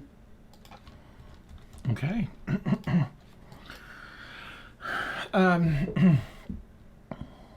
Let's see. Just because I don't want to do any disservice in role playing their characters, I'm going to say that the servants bring to everyone's attention as you return that Sheikah. I don't want to let you jump too far ahead. Uh-huh. Would I have discovered anything about what was happening with meetings and whatnot today,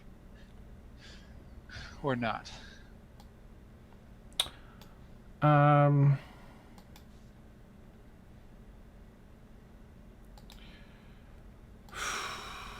Or we could resolve that later. It's up to you. Let me shoot you a quick message. Okay. I just didn't know if you wanted to handle that before or later or what. Gotcha. No, it's always good. Please do that. Yeah, it's good for me to Okay. know, so because I'll forget things. I'm the same way as a DM. I feel your pain.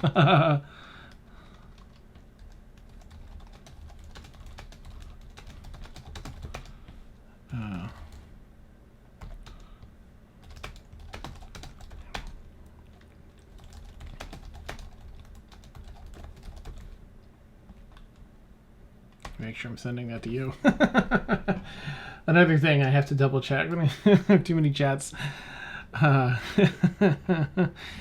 Okay, so I'll wait for you on that. I won't skip too far ahead. This is more just the servants let the rest of you know that Sheikah Demalius and Sheikah Zelkari have basically, with the weight of the conversation earlier and all that's the danger that lies ahead, and their recent investment in the young boy David that they've taken to protecting, they feel that the adventuring, they can't continue on. They want to pursue things in a different way, find some relative safety, study, and find some security before trying to suss out exactly what needs to be done, mainly on behalf of David. So I'll have to check in if they're still looking to do their thing over in Ikram or not. I'll let you know that, Rheya, once if I find that out. With the orphanage and all that. Otherwise, I know that they're taking David to go. The three of them find a sort of a safe haven where they can study and learn more and be better prepared for the dangers that lay ahead. So they give their farewells through the servants and felt it was better to just make the break and go do that.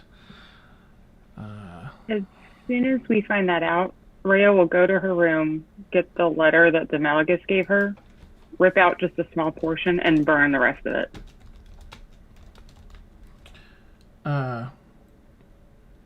I totally failed at listening to that. I'm sorry, what is Rhea doing? No, it's okay. I went through it really fast. She'll just go to her room and get that letter that had all that information in it. Oh, yeah. And just rip out a small little portion of it, but the rest of it she's going to burn. Okay. All right. Tuck that back and let the rest burn in a large bowl on the table here. Just toss it in. All right. All right, let me shoot you back a message. Rob. Okay. Let's see. With that being said, let me check on you were on Aga and see what he gets. 11. Yeah, not much, unfortunately. That's what I figured. However, Let me just type the reply. Okay. Okay. There's that still. Okay. Okay. Let's see. Where are we? Oh, next thing's coming out. All right, so let's head then to the this evening's meeting with my cousin Vinny. If that's all right. Does anyone have anything? Does anyone have anything that they want to do in between? Rhea's checking out. Yeah, she's done. Oh, Vinny. Excellent. All right. In that case, we will jump forward to that. Oh, yeah. Right. Did I copy that over, that image? I don't think I did. Shame on So me. tell me, Thaxl, what does Deena make you look like?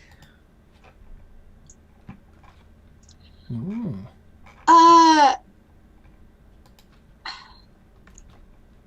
Well, I still have a tail. Maybe a tiefling. Oh no. This is disguised self. It's Disguised- self. It's what? Disguised self. I can't hold cast it on another person. It's only for me. Oh. That's right. Yeah. So I.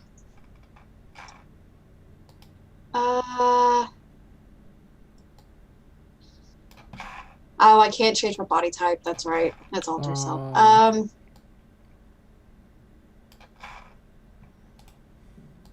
Do we know if anyone has a disguise kit in the party? Does Thaxl? No, Rheya. she would never. Yeah, Or she's more like herbalism. Yeah, she has an Gotcha. herbalism kit. Deena has these tools. I'll double check it for you in Fantasy Grants, but I don't think she has a disguise Yeah, yet. she doesn't. Yep. Huh. Okay. Let me check Airy just in case. I think Ari may, Ari might, yeah. but I.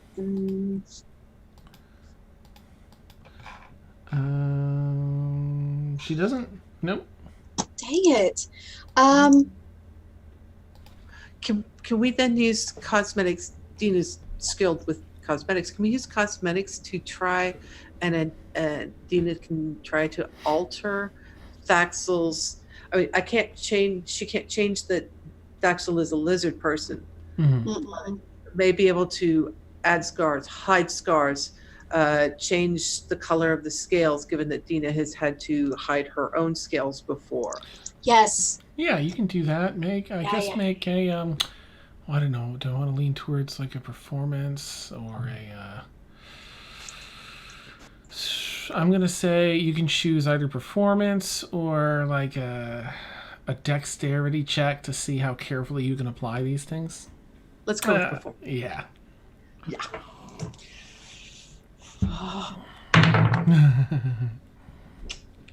The dice gods are with me tonight. That is a 23. Okay, you effectively. I mean, it's like spycraft. There's enough subtle changes that you wouldn't immediately recognize. You're like, oh, that's Thaxl. Who's this? Other lizard person. Yep. The bridge of the nose has been widened. The ears of shape have been altered and scale tone matched. Very well done. All right.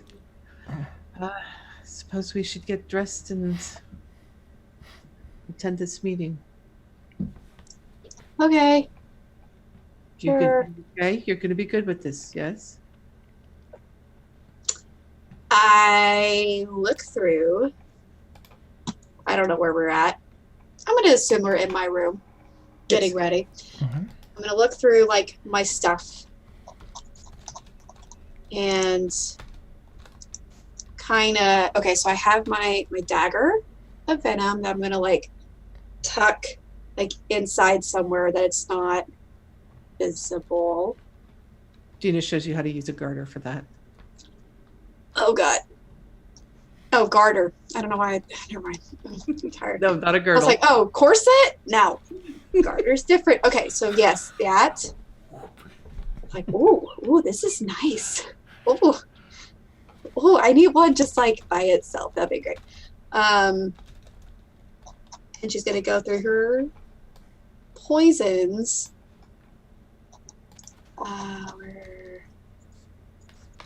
She has a belt. No, she can't. No, she's not gonna carry that. She's gonna have.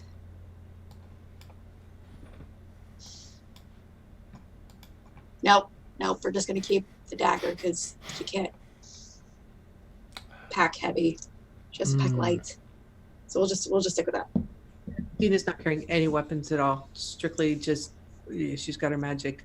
Other than the bloodstone ring that she's wearing, and like I said before, all the jewelry except that one ring comes off. She makes herself look very. All the makeup comes off. She makes herself look plain. Okay. The horns are kind of scuffed and banged up. The hair is pulled back, that kind of thing. I would like to add the dagger is on the inside of my thigh in case they pat us down, because Okay. anything otherwise she's going to snap. So, inside of the thigh. And how's the weather looking today? It's another dry summer day, probably upwards of 105 degrees or so, dry heat. Sunny. Yeah, very sunny. No, not a cloud in the sky. Is it windy? Only a dull wind that every so often, more like a zephyr kind of graces your cheek every so often. Never mind. Shall we? Yeah. Or wait, why is he naming us here? Like, we're Sheikah. Because we're going as his servants. Remember? Damn it. I don't like this role. And I make sure that Thaxl's cloak is pulled up. It's like, okay, come on, we're gonna have to pretend. We're gonna pretend. I'm with you every step of the way. Okay. Be nice. And if you can't say something nice, don't say anything. That's really hard for me to do. I know. I have no filter. I know. I don't have silence as a spell either. So we're just going to hope this goes well. Fine. All Okay, right. fine. We better tell the rest of her Yeah. leaving. Yep. All right. So we go out cloaked, heavily cloaked, probably out through a back entrance with the servants, like one of the servants. Okay. You were instructed to meet at a location in the Prime Ring called Casa de Rosa. It's, nothing's particularly shady. A lot of the shadiness is just sort of up front here in the Prime. But as far as different establishments go here, you can tell there's some side work that happens here, some underbelly kind of work that gets done. But it's very classy. It's very much like a mafia-run restaurant. Sorry, Rheya. How dare you? Yeah. So as you two arrive, there's a host in front. Very, haughty-taughty. How may I help the two of you today? Deena bobs her courtesies. Yes, is it a male or female? I'm sorry, I didn't catch. It's a gentleman. Mm-hmm. She bobs a courtesy.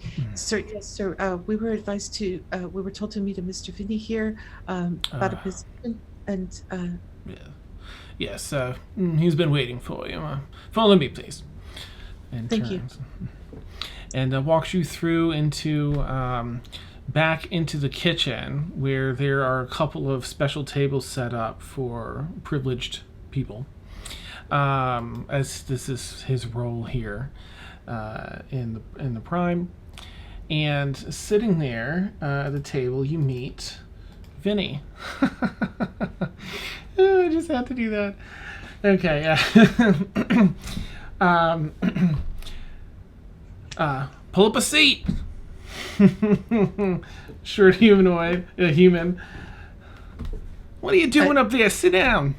Yeah, Bob, the courtesy goes, sir, I don't think it would be proper, sir, for us to sit. All my servants sit with me. Come on. Forget about it. Yes, sir. All right, now, with you two being my servants here, I'd like to discuss a little bit about, sorry, about choking to death. About, what I'll be expecting from you and, what you can expect from me as your master here.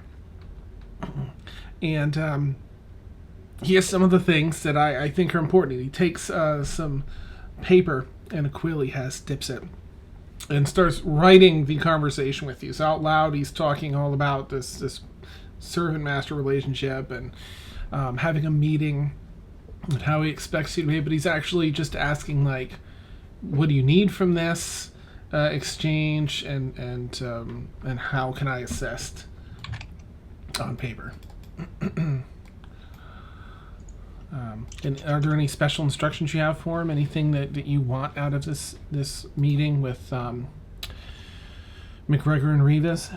Does Vinny understand we're not servants, or? Yeah, he's writing on the paper. He knows. Yep.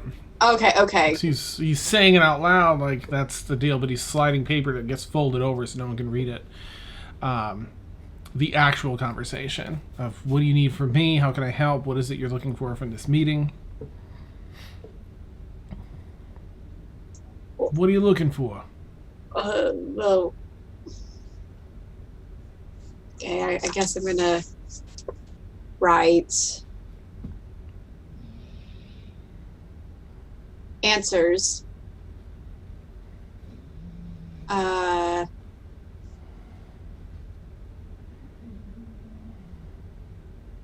crap, I don't know.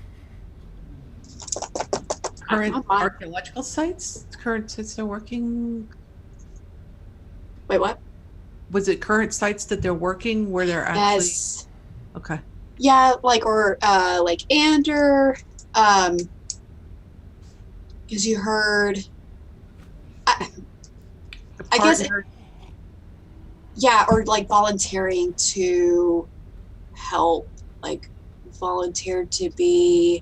If we wanted to support if you wanted to support their operation, how would you do it? How could you go about doing that? Who are they partnering with currently? Where are they currently operating? That kind of thing. Yeah. Just inside information and how you can volunteer to go on their digs, because you've heard of something that may be beneficial to them, but are holding out until you can actually get in. So while Thaxl's writing that out, Deena's doing the whole. Well, my friend and I, we're looking for employment. We can provide references.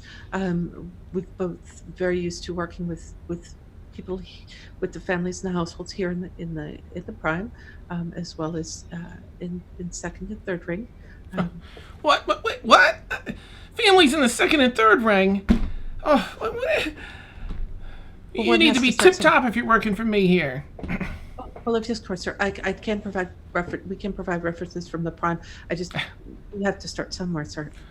Yeah. When we're out, just don't talk about the second and third ring, all right? Of course. Prime ring only. Cream of the crop here. And he takes the letter back from Thaxl and reads it. You call this handwriting? You call this handwriting? Yeah. Deena rips Thaxl's arm under the table. This is going. Oh, she is trying so hard not to say anything. Nice. And he's, you can tell he's digging and playing. Where he writes back, absolutely. I can ad-lib anything you need that comes up. Just, lean in and whisper into my ear as a servant would do, and tell me what you need, and, I'm here to support blah blah blah, but out loud he's just being the vociferous, sort of obnoxious person. Dita will, of course, we are fluent in several languages, and she will speak to him in Draconic to see if he speaks that. Let's see. Yep. He says, and he answers like, good, and in Draconic, which is sort of guttural and doesn't really mesh with his voice that well. Because she knows Thaxl can speak it, and it would be a good way for them. Okay. Oh, Drac. Yes, sir. Thank you, sir. All right. Well, I'd say we better get our asses over there. Yeah. Of course, sir. Come on. Thaxl's gonna play mute unless Okay. unless she feels otherwise, because this is so difficult for her. So. Oh. All right. So you leave Casa de Rosa and begin heading through the Prime off to the northeastern section. I believe that your homes are in the southeastern section. Casa de Rosa is in the east, and then further up in the northeast is where you'll find you approach the office of MacGregor and Reevus. Let me just check my messages here. Thaxl's fists are rolling it, or her hands are rolling into fists on her side.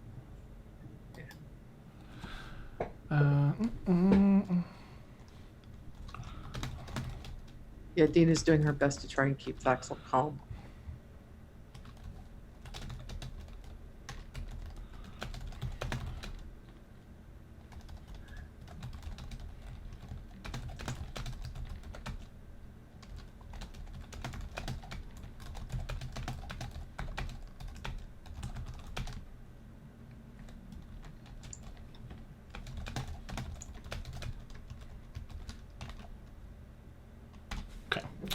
All right. So you continue back through the heat, back outside through the heat up to MacGregor and Reevus, which is a very grand building. You see that there is clearly a large building that is the office building in the front of the property, and then along the back, separated by a very large probably 100 foot by 35 foot wide rectangular fountain area. Fountains are down the center of it, pooling up maybe 2 feet at the bottom. Inside a large greenery area, walkway with topiaries and other manicured lawn bits. Down beyond the office building. Vinny turns right and heads into the office building and announces himself as he opens the door. And he would have told you too, just to keep up his appearances, that he goes by for this while you're all here. He wrote in the note he's going to go by the name Tybalt Richregard. Tibolt, and then Richregard is RIT, RI, and then guard. So he opens up the door, and there's a very distinct change, of course, in his voice as he's trying to he adopts this other persona. Tybalt Richregard here, and I to see MacGregor and Reevus, please. And someone from around the corner behind the counter. Over here, sir. You all approach. Yes, Tybalt Richregard, and I'm here to see. I have an appointment with MacGregor and Reevus. I'm here with my servants to aid in any translation required and take notes and such. And I do wish to be seen promptly. Yes, younger woman, maybe in her mid-20s, early 20s or so. Half-elf, gestures to some very comfortable leather seats. Yes, please, pull up a seat, and I'll let you know as soon as they're ready to see you. Very well. He sits down and crosses one leg over the other, one knee over the other, and waits. This is just a kind of a generic office lobby setup that we're in right now. Mm-hmm. Some potted plants, art, things like that. So nothing that looks like paperwork or anything like that at the secretary's desk or the receptionist's desk. Correct. Perception. Mm-hmm. Perception check. Yeah, go for it. What do you? Everything and anything, artwork, papers, Nice. Okay. what plants they have in here because I like plants now. Tina's assisting her Okay. with this. All right. We're gonna roll with Happy. advantage. Thank you for that. 16. Okay. It's just a clear marble counter behind which is the assistant, the woman manning the office out here. It's sort of an enclosed area behind that, and it's a little bit dimly lit back there. So you don't really see much in the way of paperwork. You see some desks back there, and you do see some parchment with some partially scribbled notes on it, but it's too far to make out anything, and it's not a lot. Out here, there's quite a bit of, there's a lot of presentation here in the waiting room. These plants are fairly exotic. Some have huge ferns on the end and long stems.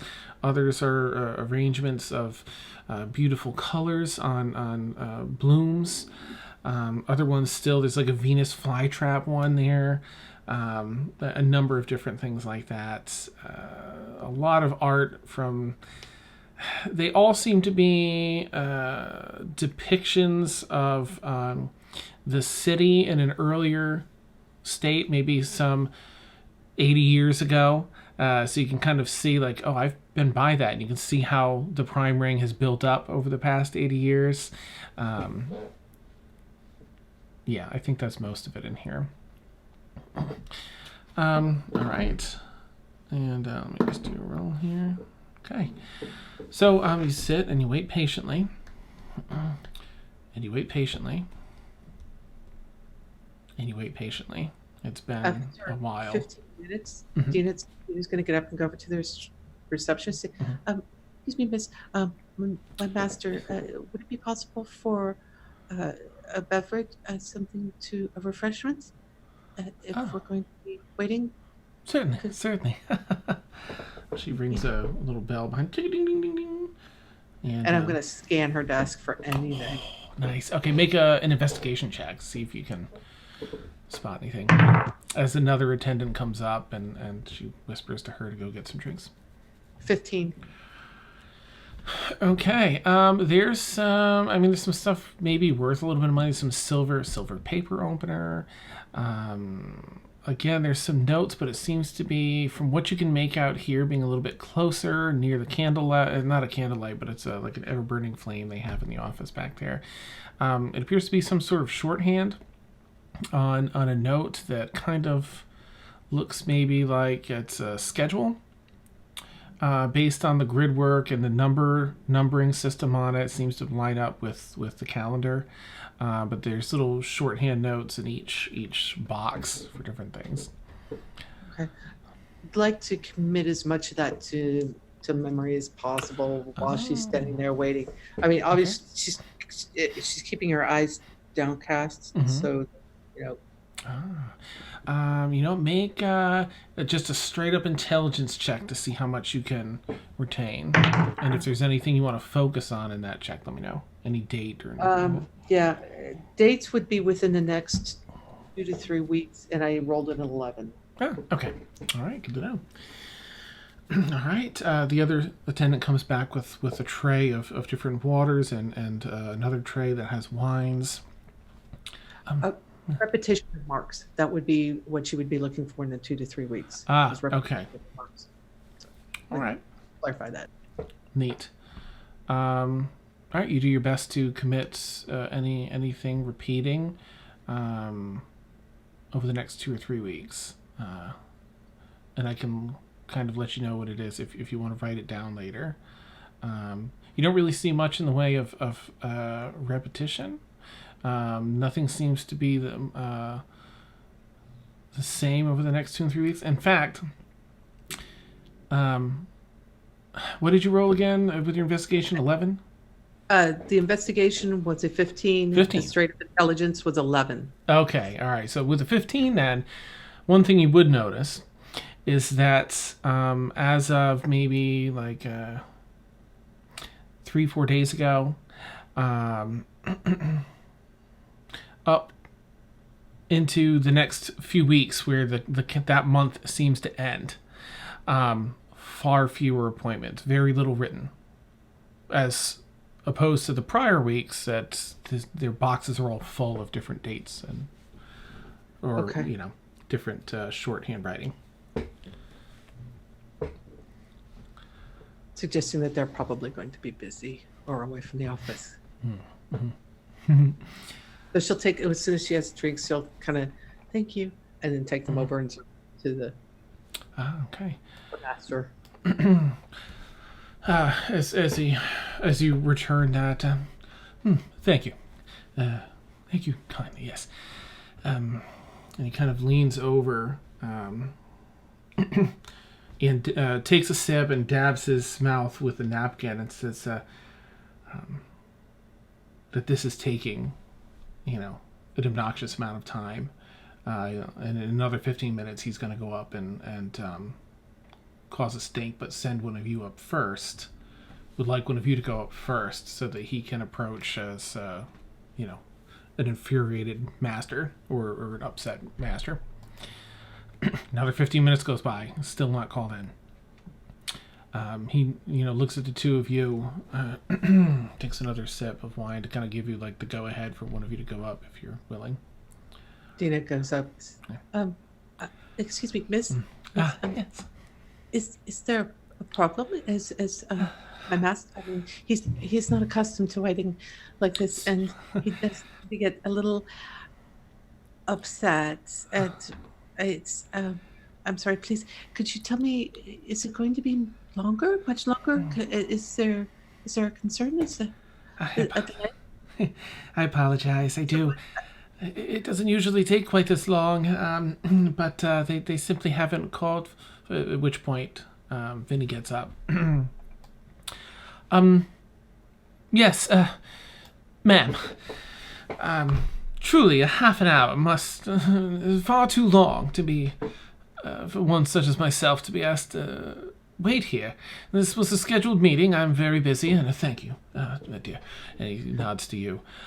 Deena kind of shrinks back because she's like she knows what his temper is like. She kind of shrinks back, very Nice. meekly goes and sits down next to Thaxl, like, this is not going to be good. Trying to convey that with her body language to the staff that Nice. this is not somebody you want getting angry. And he carries on then. He kind of leans into it. I will not tolerate being held here. Please, if I have to march back there myself, I will. But I would rather not make such a scene. Please, see to it that we are seen immediately.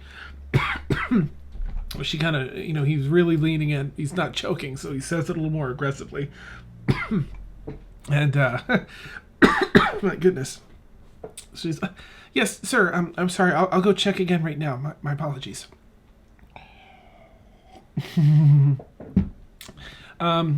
So she heads back. And it's like probably another 15 minutes. He sat back down with the two of you. He kind of looks around and leans over. Look, this doesn't feel right. This isn't how things operate here. You make an appointment, you're seen. We can stick this out. We can walk back there if you want. But I don't think we should just sit here any longer. We need to go in or leave. I waited, Deena. I waited. I walk up to the woman at the reception desk and I cast command. Oh, she's not even there. She went back to talk to them, and it's been like 15 minutes. She hasn't come back. Oh. That's why it's I look at Thaxl. I look at Vinny. I go, Do you have any armor? As I look at Vinny. Looks like You No, might want to find someplace to hide. And she looks at Thaxl and goes, yeah, let's go see what's going on. And all pretense is gone. It's just like, Okay. Nice. All right. So Vinny is going to go with you. He does have some padded stuff, leather stuff underneath, and he'll be able to assist if it comes to that. But he lets you two lead the way. He's there for support. Excuse me. And the two of you head back down the corridor that she went down, and it's a little bit of a labyrinth back here, but you're looking in door by door. Most of these offices are empty. They have stuff in there, there's just no people in them. And then you come up to two doors. One says, what was it, Ronan MacGregor and what's his name, Reevus. They have the plaques on the door. Yeah. yeah. Yeah. Hold on. Herb. No. Nope, that's Herb Litgust, I think. Yes. I can't think of... Yeah. Oh, what is it? Oh, no. I know, it's going to drive me nuts. Let me click. I've got it organized here. Let me, quote unquote, organized. As they get to the door, Deena's just going to reach out and cast greater invisibility on Thaxl. Ah, okay. That's my favorite thing. I know. Nice. Oh my god, I know. I have Rake Pick McCart, Mm-hmm. Herb Litgus, but I do not have and Reginald Pippenstock. Yeah. I mean, I did take notes. Here we go. MacGregor and Reevus. Ronan MacGregor and Bray Reevus. Brey Reevus. So those plaques are on the doors. Oh, cool. I'm still looking. Okay. All right. Let I'm me just invisible, check. bitch. And I, knowing I'm invisible now, I have my dagger in my hand. Well, in one hand. Yeah. Ah, okay. Let's startle them a bit and suggest that Thaxl kick in the door. And it's going to look like the doors are just going on their own. Nice. I can. Is the door weighing no more than 5 pounds? They're pretty solid doors. They probably weigh a little bit. But there's two doors, one for MacGregor and another one for Reevus. Damn. Excuse me. Damn, I can't do that either. Sure. I'm going to knock down this door. Okay, give it a strength check to kick it in. Oh god. Oh! 14.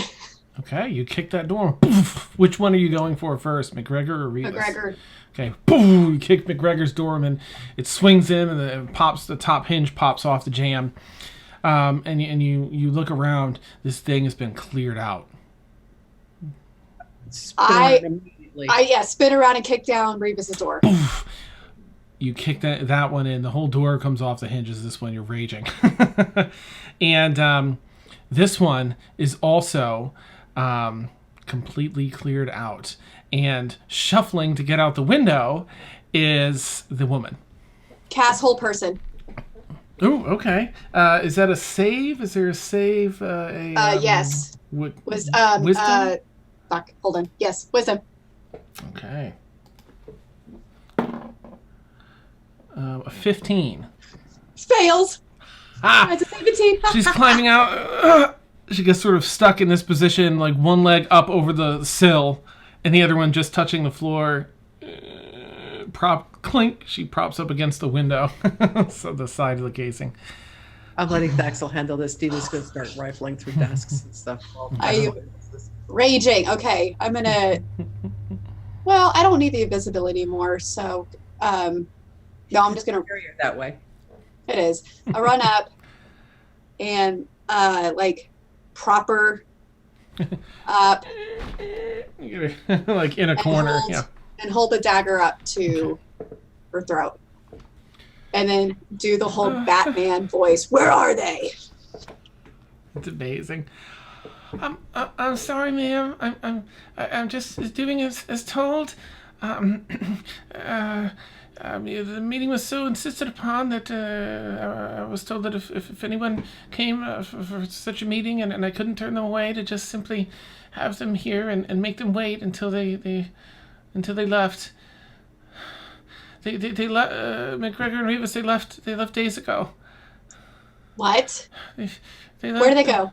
I don't know, man. They packed all up their offices and gave severance packages to a bunch of the day-to-day employees. They just kept me and another servant on, and they packed up and left just a little before the earthquake hit. No, I don't accept this. Where did they go? I drop invisibility on Thaxl. Thank you. Ma'am, she sees, the looming lizard folk figure, fangs, bearing fangs. I really don't know. I don't know. Honey, let me tell you a little story, okay? Are you ready? No. This is my little friend, and it's quite sharp and very deadly. It's very poisonous too. Would you like to try it? No. Then where the hell did they go? We don't know. I heard there were some plans they made to travel out west. They hired some caravaneers to bring them out west. That's really all I know. I swear it. Who did they hire? I don't know. Man, they put in a request. They had me put in a request through the Sultan's Requiem. They're headed over to I just know it's somewhere off toward the Dawn Coast. There's a lake out there, and they had some maps up of it before they left. And but that's it. I swear that's everything I know. Please let me go.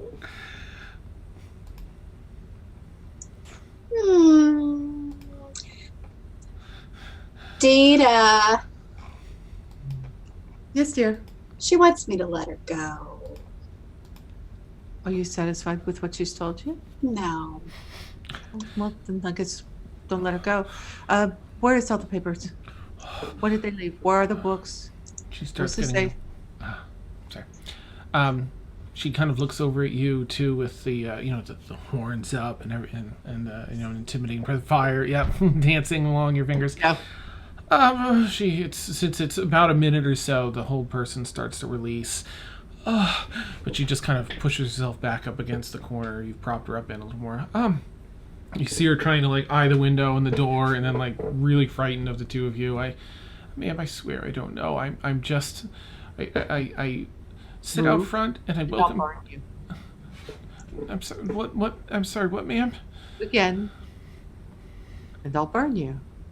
Now, tell me where all the papers are. Everything that they left. I understand that they packed up, but they couldn't have taken everything.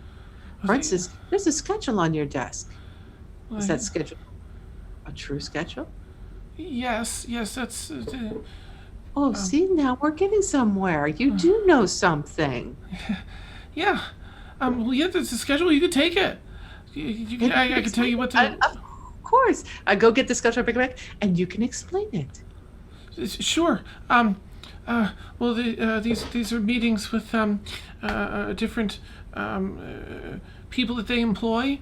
I make them write down the names of all this, what all the symbols mean, what all of the meetings are. Okay. Starting from 3 to 4 days ago. Can you do that in a full person? Oh no, it's lasts a minute, and since it's sort of out of combat but talking, okay. She's released a little bit. She says it's all. I don't have actual names. It's more of their job, like what they did, and that's how they. Writing. Yes, ma'am. She kind of writes it out on a different piece of paper that mimics the schedule, and basically it shows a number of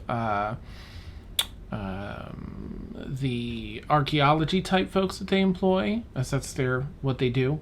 There are protection is one of the other things, and this in the 2 or 3 weeks prior to them leaving, or in the earthquake, you see a lot of that, and in the week prior, there's a bunch of arcane meetings. Like the week before that earthquake, it's solid booked arcane and excavation. It's all yours. All right, hun. I'm going to ask you again. Where did they go? Ma'am, I really don't know. I know that they had me hire some caravaneers, and I overheard that they were heading out to the Dawn Coast to the west, and I saw lakes, or a lake, just different maps of it, older maps, newer maps. They were having a meeting at one point, and they called for me. I saw them strewn about the table. That's really all I know. Well, I would like to do an insight check to see if she's telling me the truth. Okay, neat.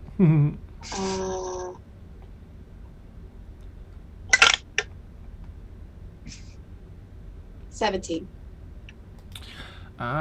Yes, she does seem to be telling the truth.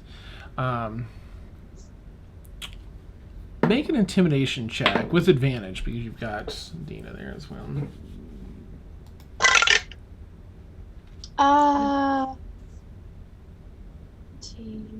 18. Okay. The fright jogs her memory a little bit. Ander, Lake Ander. That was it. I've given you everything. I have everything I know. Please let me go. I work here to make ends meet, and none of it's worth my life. I'm not involved in any of this. Please let me go. Can you describe the people that they've been meeting with? I'm sure you can do that. There were so many humanoids of all different races. There were. Remember, that sticks out. You know, I'm feeling like we need to have a dinner. Oh. And I'd be happy to give you paper and like colored pencils. Are you a good drawer? No, not really. That really sucks. That really sucks. I would love to invite you over for dinner. I think we need to chat some more. Can Vinny and I rip this place apart? Vinny's carefully hung around the corner so as not to be like to keep his profile as low, like he's ready to jump in.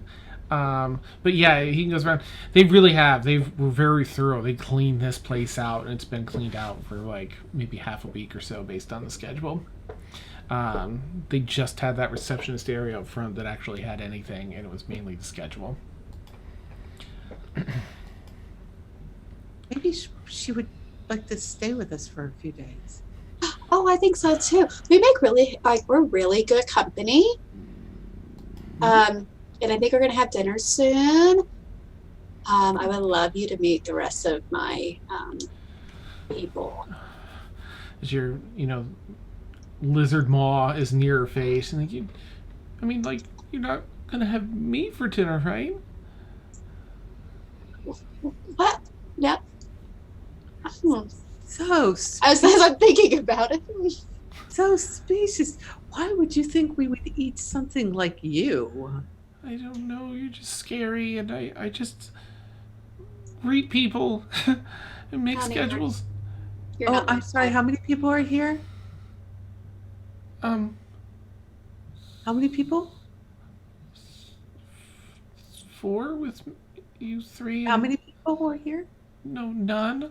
No one came today. Good. No one showed up. Who was the other person? Because you just said 4. Well, I thought the 3 of you plus me, and then there's the servant. but when I we push the dagger closer to her throat. yeah. She's probably already gone. She's just another servant here. She doesn't do much. She has she lives her down name? in the second ring. What's her name? What's her name? Oh, and you see her really. Actually, let me have her do a roll because I don't know. She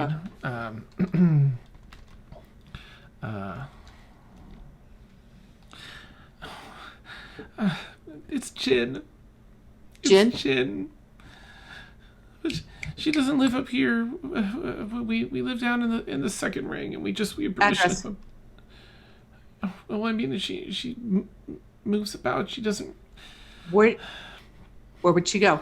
Your eyeballs are looking very tasty right now. Oh, don't. Do you know that's my look. favorite snack?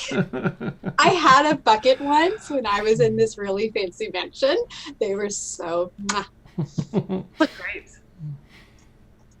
Where? Well, we have a home that rents out just apartments down there. It's called Refties, and we have rooms there. In Draconic, I look at Thaxl and say, we need to get this information to Rheya. Get somebody on this right now. And oh shit. Yes, you have your sending stone on you because I would have made sure you did. Okay. I was like, what are we gonna do with her? Like, I don't want to let her go. I am. No, we're taking her with us, but we need to find that other servant. Mm, Oh, I wouldn't have said Rheya's name. No. Well, she's gonna die anyways. Should have. I don't know yet. I haven't decided. Okay, no. I'm not there yet.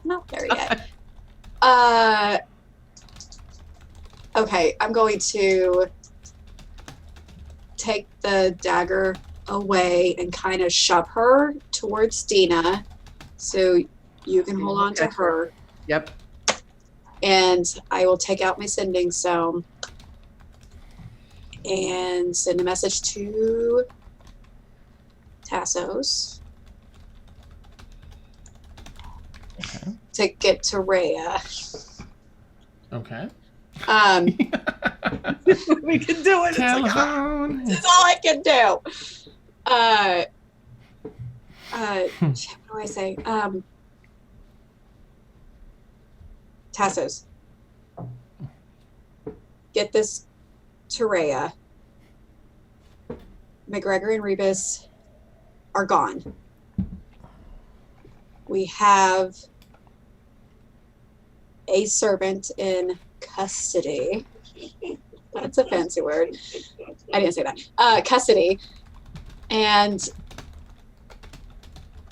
another on the loose. Okay. Second ring refties. Second ring refties. Find her.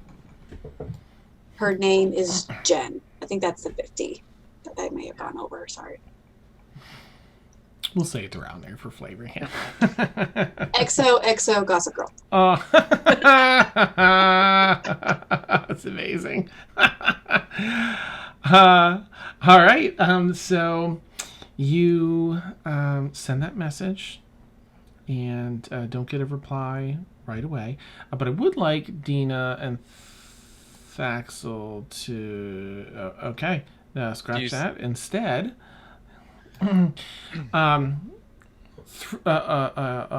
Bustle of wings and feather bursts in through the open window, and an owl lands on the desk nearby. An owl that you recognize, Deena, from earlier today. Not a good time. The owl will let out a series of short, kind of distressed sounding hoots, and then it will hop over to the window and specifically look out with its head cocking back and forth. Son of a bitch. She's got the woman like this around the neck. with nails kind of digging in, and so she's got the woman like that around the neck, and she's just kind of holding her like this, and she walks towards the window, and she's got the woman facing backwards. Okay, so she's holding her like this, facing the other direction as she walks towards the window, dragging her with her, and she kind of peeks out the window. You see a Reaper on patrol through the property, probably paid by them to keep an eye on the property while they're not here. They don't seem to spot you currently. After you look out and notice, the owl will just kind of turn, look at you, like bob its head up and down the way owls do, and then hoot and just fly away. Fuck. All right, we've got to. I very quietly, very stealthily, making sure not to attract any attention, back inside. Very quietly close the window. Help! She rolled a 19. That's it. She's gonna Those talons just dig right into the neck. I hear gurgling. And I slam her to the ground. Nice. No. I'm assuming, Dan, would the owl have heard the help? Yeah, okay, I think it's still just outside the window as it flies by. So it would have been heading back to me, but if it would report to me that happened, I would tell it to keep an eye on the Reaper, and if the Reaper goes to go into the building, the owl is going to like fly up in its face and like try and distract him to buy them more time. Yes, excellent. Okay, the Reaper. If anyone has eyes on the Reaper, you see it just slowly, like the ghostly face that overlaps the the regular physical face turns first, and then the physical face just slowly follows, and then its whole body spins and turns and starts walking towards the window. Deena is just like really quick, quietly getting everybody like explaining, we got trouble, we got to hide right now. I'm pretty sure this guy's dead. This girl's dead on the floor. Just blood's gurgling out of her throat. Yeah. She's not looking good. If she probably doesn't have long. And Deena's like, "There's a Reaper. We're gonna have to make this look normal." And Deena is Vinny, going to cast disguise self on herself to look like that woman, and she's gonna go sit out at the reception desk. Ooh, nice. Okay. Well, is Vinny still around? Because you heard him yell "shit" from the hallway. Like, you also hear the hoot of an owl. Hoo hoo hoo. Well, not that it's, but it's like in the Reaper's face. Like, okay. It'll do that. It'll do that for just basically one round, just to like distract it and get in its face, and hopefully before it can manage to attack the owl or anything like that, it's just going to into feathers and be gone. Okay. So that's the extent of the help that I can give from this standpoint. All right. Yeah. I'm just trying to buy them like a few more seconds to like get the fuck out of there or hide or set up whatever they want to set up, that kind of thing. The Reaper continues walking towards windows. This is it slows down a little bit with the owl in its face. The ghostly face kind of peers up at the owl. Its physical face doesn't. Just as the owl's like out, and bounces for that round. Vinny, having a little bit better understanding of the Reapers and their capabilities, is like, we just need to go. We need to go. Invisibility's not going to help. We have to get out of here. They can see all sorts of shit. Let's go back the way out another window and just leave. All right. I gather up whatever papers to schedule the notes that the lady took. I've already cast disguise self, so I do look like her. Okay. That's just neat. So let me just mark that off.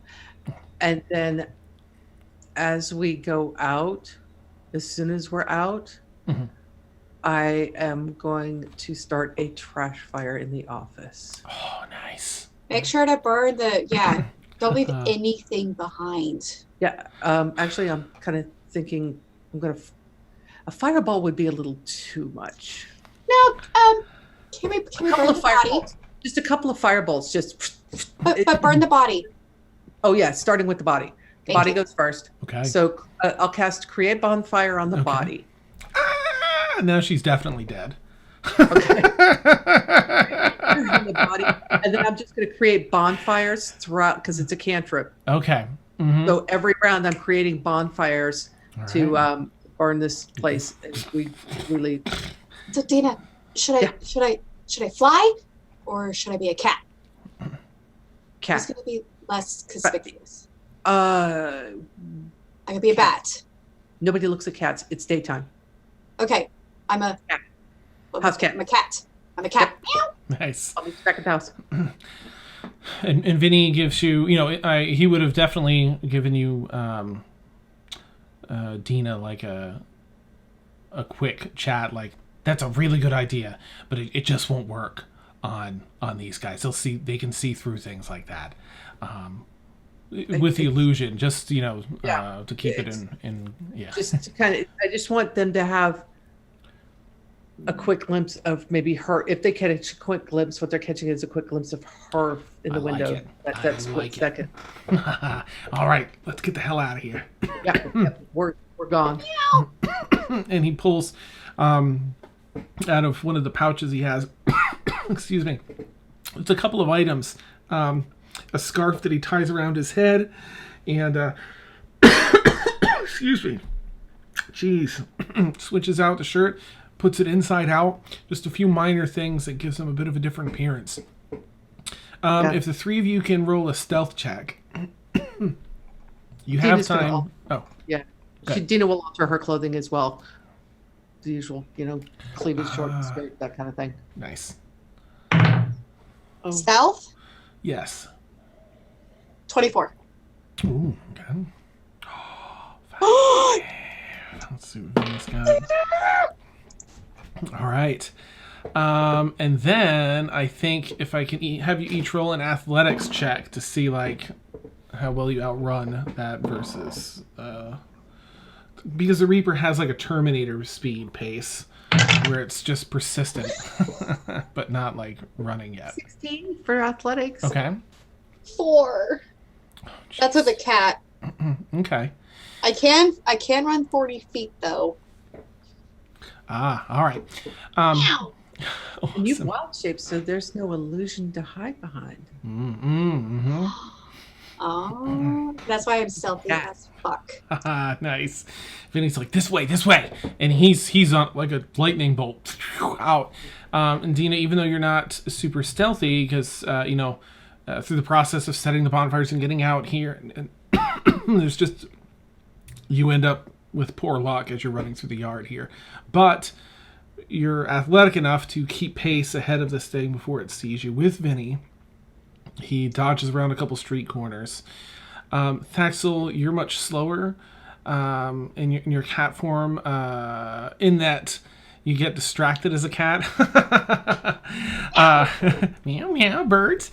And you see, because your athletics check was much slower, the Reaper has passed sort of through the house and out of the door, flames abound, smoke, and just through it walks the Reaper. Do we catch sight? Do Vinny and I catch sight of him? Catch sight of the Reaper? You're far enough ahead. I mean, you can if you want to slow down, but otherwise you're far enough. Because I think once he gets a little bit closer, not sure what's going to. Deena's just going to grab Vinny, drag him into an alley, pull him to her as she's back up against the wall, and do the whole "we're hiding behind the lip locks" thing. Nice. Yeah, awesome. My biological... No, just kidding. Yeah. Daughter of mine. Okay. The Reaper walks at that slow Terminator pace, kind of slowly scanning ghostly face just before physical face, and looks out just over and past a cat mewing by a shrub, some shrub work, and then just continues walking back out and loops back around to check the house and continue its patrol, see what's going on in there. Does not engage with Thaxl, the cat, because it's wild shape. Because I'm a motherfucking cat. Nice. I'm going to jump back over because I want to get, some a little Aga action in and Rheya, since I know we had a lot of other time tonight. So we'll jump over. So Aga, let's hear from your perspective, I guess, during this time and after the events from your side. Of course, you've seen what you've seen. I won't go into all of it, but you thankfully spotted the Reaper. Owl went in, gave him that warning, and now that you've dismissed the Owl, what do you feel you'd be doing? I think I'm going to uninvited take a trip over to the estate that they are staying at. Okay. And I think that I'll just be there for dinner early. Okay.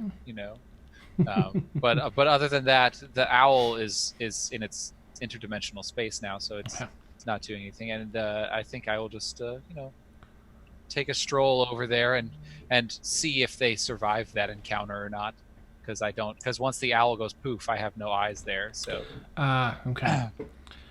I'd probably make a stop or two on the way out of my home to set some people asking questions about who owns that office building, what kind of things they can do, and use whatever connections I can within the Sultan's palace and the political hierarchy here to see if I can't figure out who the people who owned it were, who I'm assuming are the two names you mentioned. Okay.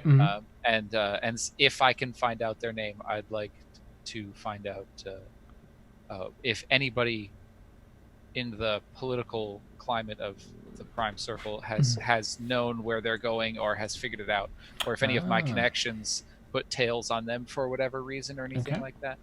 Nice. All right. Well, you know what? Go ahead and do, to get a general idea of it, go ahead and do an investigation check with advantage. Okay. Yeah, given your setup there. Okay. Ooh, investigation? That's a natural 19. What's my bonus? Nice. 23. Okay. You easily get the information on MacGregor and Reevus. They are archaeologists, essentially, and anthropologists. They've been in the Prime Ring for at least a decade. That's what you find out just from the standard where you receive your standard information. From trying to get the lowdown on them, those leads give you a little bit of information on they run a number of shadier operations underneath the guise of this business, and that's where they make most of their money from. That and the connections they have in the Prime Ring now. But they hold a lot of sway in the Prime Ring because they've been established here for a while. And they've been through your shadiest connections with such a high role. You know that it's vague because they keep it under wraps, but they are searching for some sort of I don't know what the term would be, power or something reward, something to give them more power, if not a power in itself. So just like just about everybody else in the Prime Ring, they're a little power hungry, but these ones seem to have been using their influence to get excessive amounts. Yes, they have a very specific thing they're seeking out in this case, but too. Nobody's figured out what the thing they're seeking is? Right. Mm-hmm. They compartmentalize. And I'd assume I wouldn't find that out right away. The connections would take time to get back to me. So, okay, all right. Mm-hmm. Figure, maybe 2 or 3 days to get all the info that you just got. For the sake of my notes, can you just repeat their names for me really quick? Sure. Ronan MacGregor. No, I lied. Hang on. Is it Ronan MacGregor? Yeah, Ronan. Oh, okay. Yeah, good. Ronan MacGregor. And Bray Reevus. Brey Reevus. Okay. Nice, Frank. All right. That was all I would do. I'm just heading over for an early dinner. Okay. Other than that, nothing else. I'm good. Neat. And Rheya, is there anything that you'd like to tackle with anything during the. Would she have gotten the message from her brother at some point? Yes. Yep. You'll get a message. Thaxl, you'll first get a message from Tasso saying, "Oh gosh, I know he's gonna throw something lovey-dovey in there, but yeah." Something like, I know it hasn't been long, but damn, it's good to hear your voice. I said, but I will pass that message along right away. You take care. And you get that back. And then Rheya, you get the, all right, Rheya, and he reiterates that message. Message from Thaxl, something important going on, yada, yada, yada. Well, fuck. Tassos, this isn't good. Tell Thaxl to get back as soon as she can. And we'll get people looking for them right away. Don't let her dilly-dally. Dilly-dally's one word, right? Yeah, sure. Yeah, we'll cover Okay, that. great. Tonight it Okay, is. great. Yeah. Hyphenation. All right. So Thaxl, you get another message. This one in your head instead of through the sending stone into your head. This is a message via spell because he's used the sending stone already. But you do get a reply from Tasso. It's a follow up, just repeating what Rheya says. She says, "Get back as soon as you can. Lay low. Get back. She'll help you figure things out." Can I reply or no? Mm-hmm. You can reply to this message. Yeah. Thank you, darling. I'll be. No. Well, I'm a cat. Oh, meow. Yeah, that's what I'm going to say But back. you keep your intelligence, you Yeah, keep those you can- stats, so it's in your mind. Oh, I guess so. Okay, yeah. so in my mind, meow, meow, meow. Thank you, darling. I will talk with you soon. I had something else. Talk to you soon. Mwah. That's okay. Whatever. Neat. All right. And Ray, was there anything you wanted to have you considered what you might want to add regarding the money coming from your house to Tassos as you send that reply? Don't have to. Yeah. She would have messaged her brother to get clarification. Okay, where did I write it down? How long has the money been coming from the house? And do you have any idea from whom it's coming? Okay. And you'll also get he's using some of the other means to send message out. Mm-hmm. The only you and I know about that part of the message. Even Valentine didn't see that part. It was kept separate. I think. Right. How long? How long indeed? Let's see. That started. Goes back at least 10 years, if not closer to double that. I'm going to start an investigation of my own before I let anyone else know. And I will keep you apprised. If you have any input, I always value that. Thank you. Does Dad know?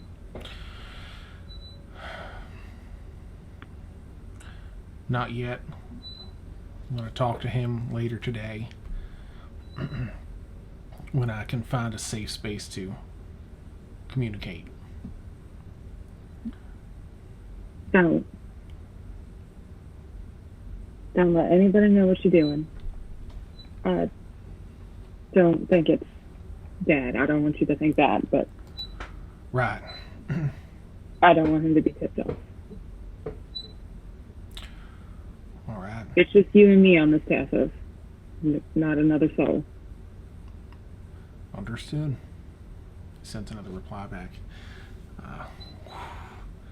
My chair's squeaking so ridiculous. Thaxl, as you watch this Reaper turn about and continue its patrol, it pauses, maybe 20 feet in front of the main entrance, looks straight up into the air, turns around towards the center of the city, and at an incredible speed takes flight. No wings, nothing else. It looks almost like a Death Eater in that it has this huge billowing trail of black smoke behind it through the air, and it has its face kind of looks like a Turian from Mass Effect as it takes this form as it's flying away, like this skeletal mask that pulls down and up to the side and over its head, and it just soars at this incredible speed towards the center of the Prime Ring. And that's where we'll end tonight's session. No.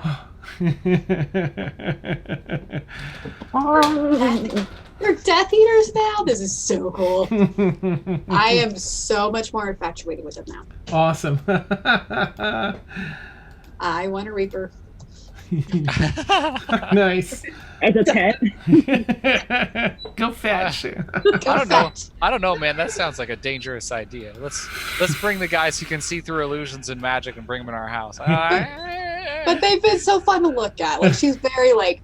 They're fun to look at on the other side of the moat. But now they can fly. Keep them out. You get like dispel magic collars or something for them, and nice. I do. I have dispel magic. Ooh. Yeah, you're talking about the group that also has a basilisk as a pet, so. That's Yeah. true. Oh, yeah. Yes. His name is Oliver. They got it Yes, out of an egg Oliver. in the egg hunting mission. Yep, and they found a Yeah. basilisk egg amidst the other ones they were collecting. I forgot. Yeah, that's right. Oliver's chilling. yeah, back there. Oliver's staying at the Downstar Estate in Ikram, so it might be a Growing while. fast. He's not potty trained, so we can't really take him everywhere with us yet. Oh. Is potty trained code for like not looking at innocent people? No, he's been That- stoning Statue people. garden they've got now. Yeah. But it's okay. They've been harvesting his blood to, reverse side effect. Like, it's fine. They went through a few servants, and then Nice. Yeah. the less intelligent ones. Welcome to the jungle. Nice. But I'm gonna ride him into battle one day. It'll be great. Yeah, he's almost getting that size now. Yeah. Instead of putting blinders on your mount, you'll have blinders on yourself. Nice. Don't look at me, Oliver. Yeah. Part of your internship is whether or not you survive our pet. Yeah. Yes. Awesome. And we still don't know his gender or its Oh, that's gender right. yet. Yeah. That's right. Yeah. Yeah. Nobody's- It's not of age. So it's Oliver or Olivia. We haven't decided yet. Oh no, it'll still be Oliver Oliver. Oh, Yeah. nice. or Ollie, but no Oliver. Always for everybody. Yeah. Yeah. It's such a cute little thing. Awesome. I hope you get to pick him up soon. Probably by the next time y'all travel back there. Yeah, probably by the next time we travel back there, Oliver will be big enough to use as a mount. Mm-hmm.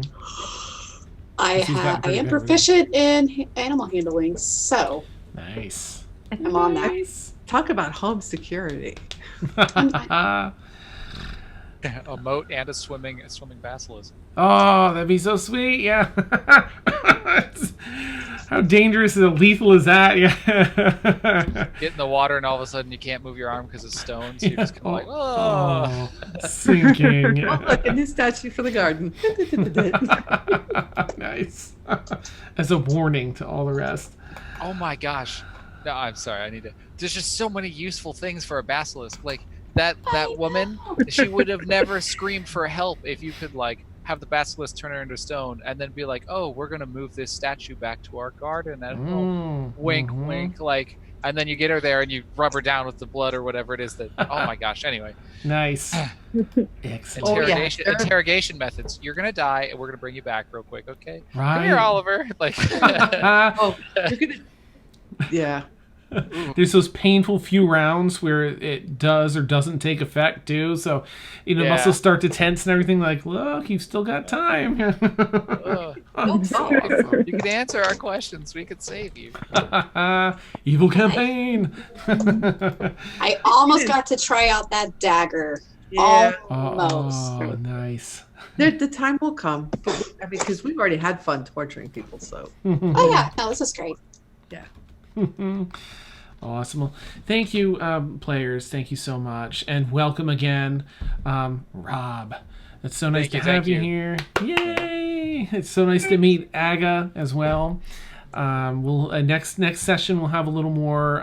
We'll be able to lean more into Aga. This was something that the Thaxl Deena meeting with MacGregor and Reevus has been building up for a while, so it had some playtime today. Okay. So next session it'll be a little more around the table. Yeah, of course. And to be honest, man, props to you as a DM for juggling so much, because even though I didn't talk or do much today, I still had a blast and everything. Oh, good. You did a great job Thanks, having a little sidebar without ever looking like you were actually distracted. So good. Ooh, I don't know how I did props. that. Yeah. Awesome. Thank you. Well, thank you. Oh, hey, Roxy. Oh, thank you, Roxy. I'm sorry I didn't catch you earlier. I'm glad you had fun and enjoyed the stream. And thank you, viewers, for sure, because you make it so absolutely fantastic, hilarious. I love reading chat as things are going on when I can, and for real, all the hearts. I hope you all have a wonderful night. You can catch us here for our All Evil campaign, Curious Lament, every Tuesday night from 10 p.m. to 1 a.m. Eastern. And then we have our, I always have to put it in air quotes, good campaign, Stormfall, on Friday nights from 10 p.m. to 1 a.m. Eastern. And we may have more stuff down the line. They're the murder hobos. yeah. And they kill everyone. Right? Evil campaign. Kaylin. Yeah, nice. Who may or may not have stuffed a gnome body into a bush in the backyard of... with a child watching through the window. Yeah. Oh no! It was amazing. Oh my god, that's like a really, really dark version of like that incredible scene of like, what are you waiting for? No, Caitlin really didn't. I mean, that's totally out of context. I just like teasing her. I am so proud of you. This is Thaxl. I feel like I need to go back and clip that part of that episode just to have handy. Yeah.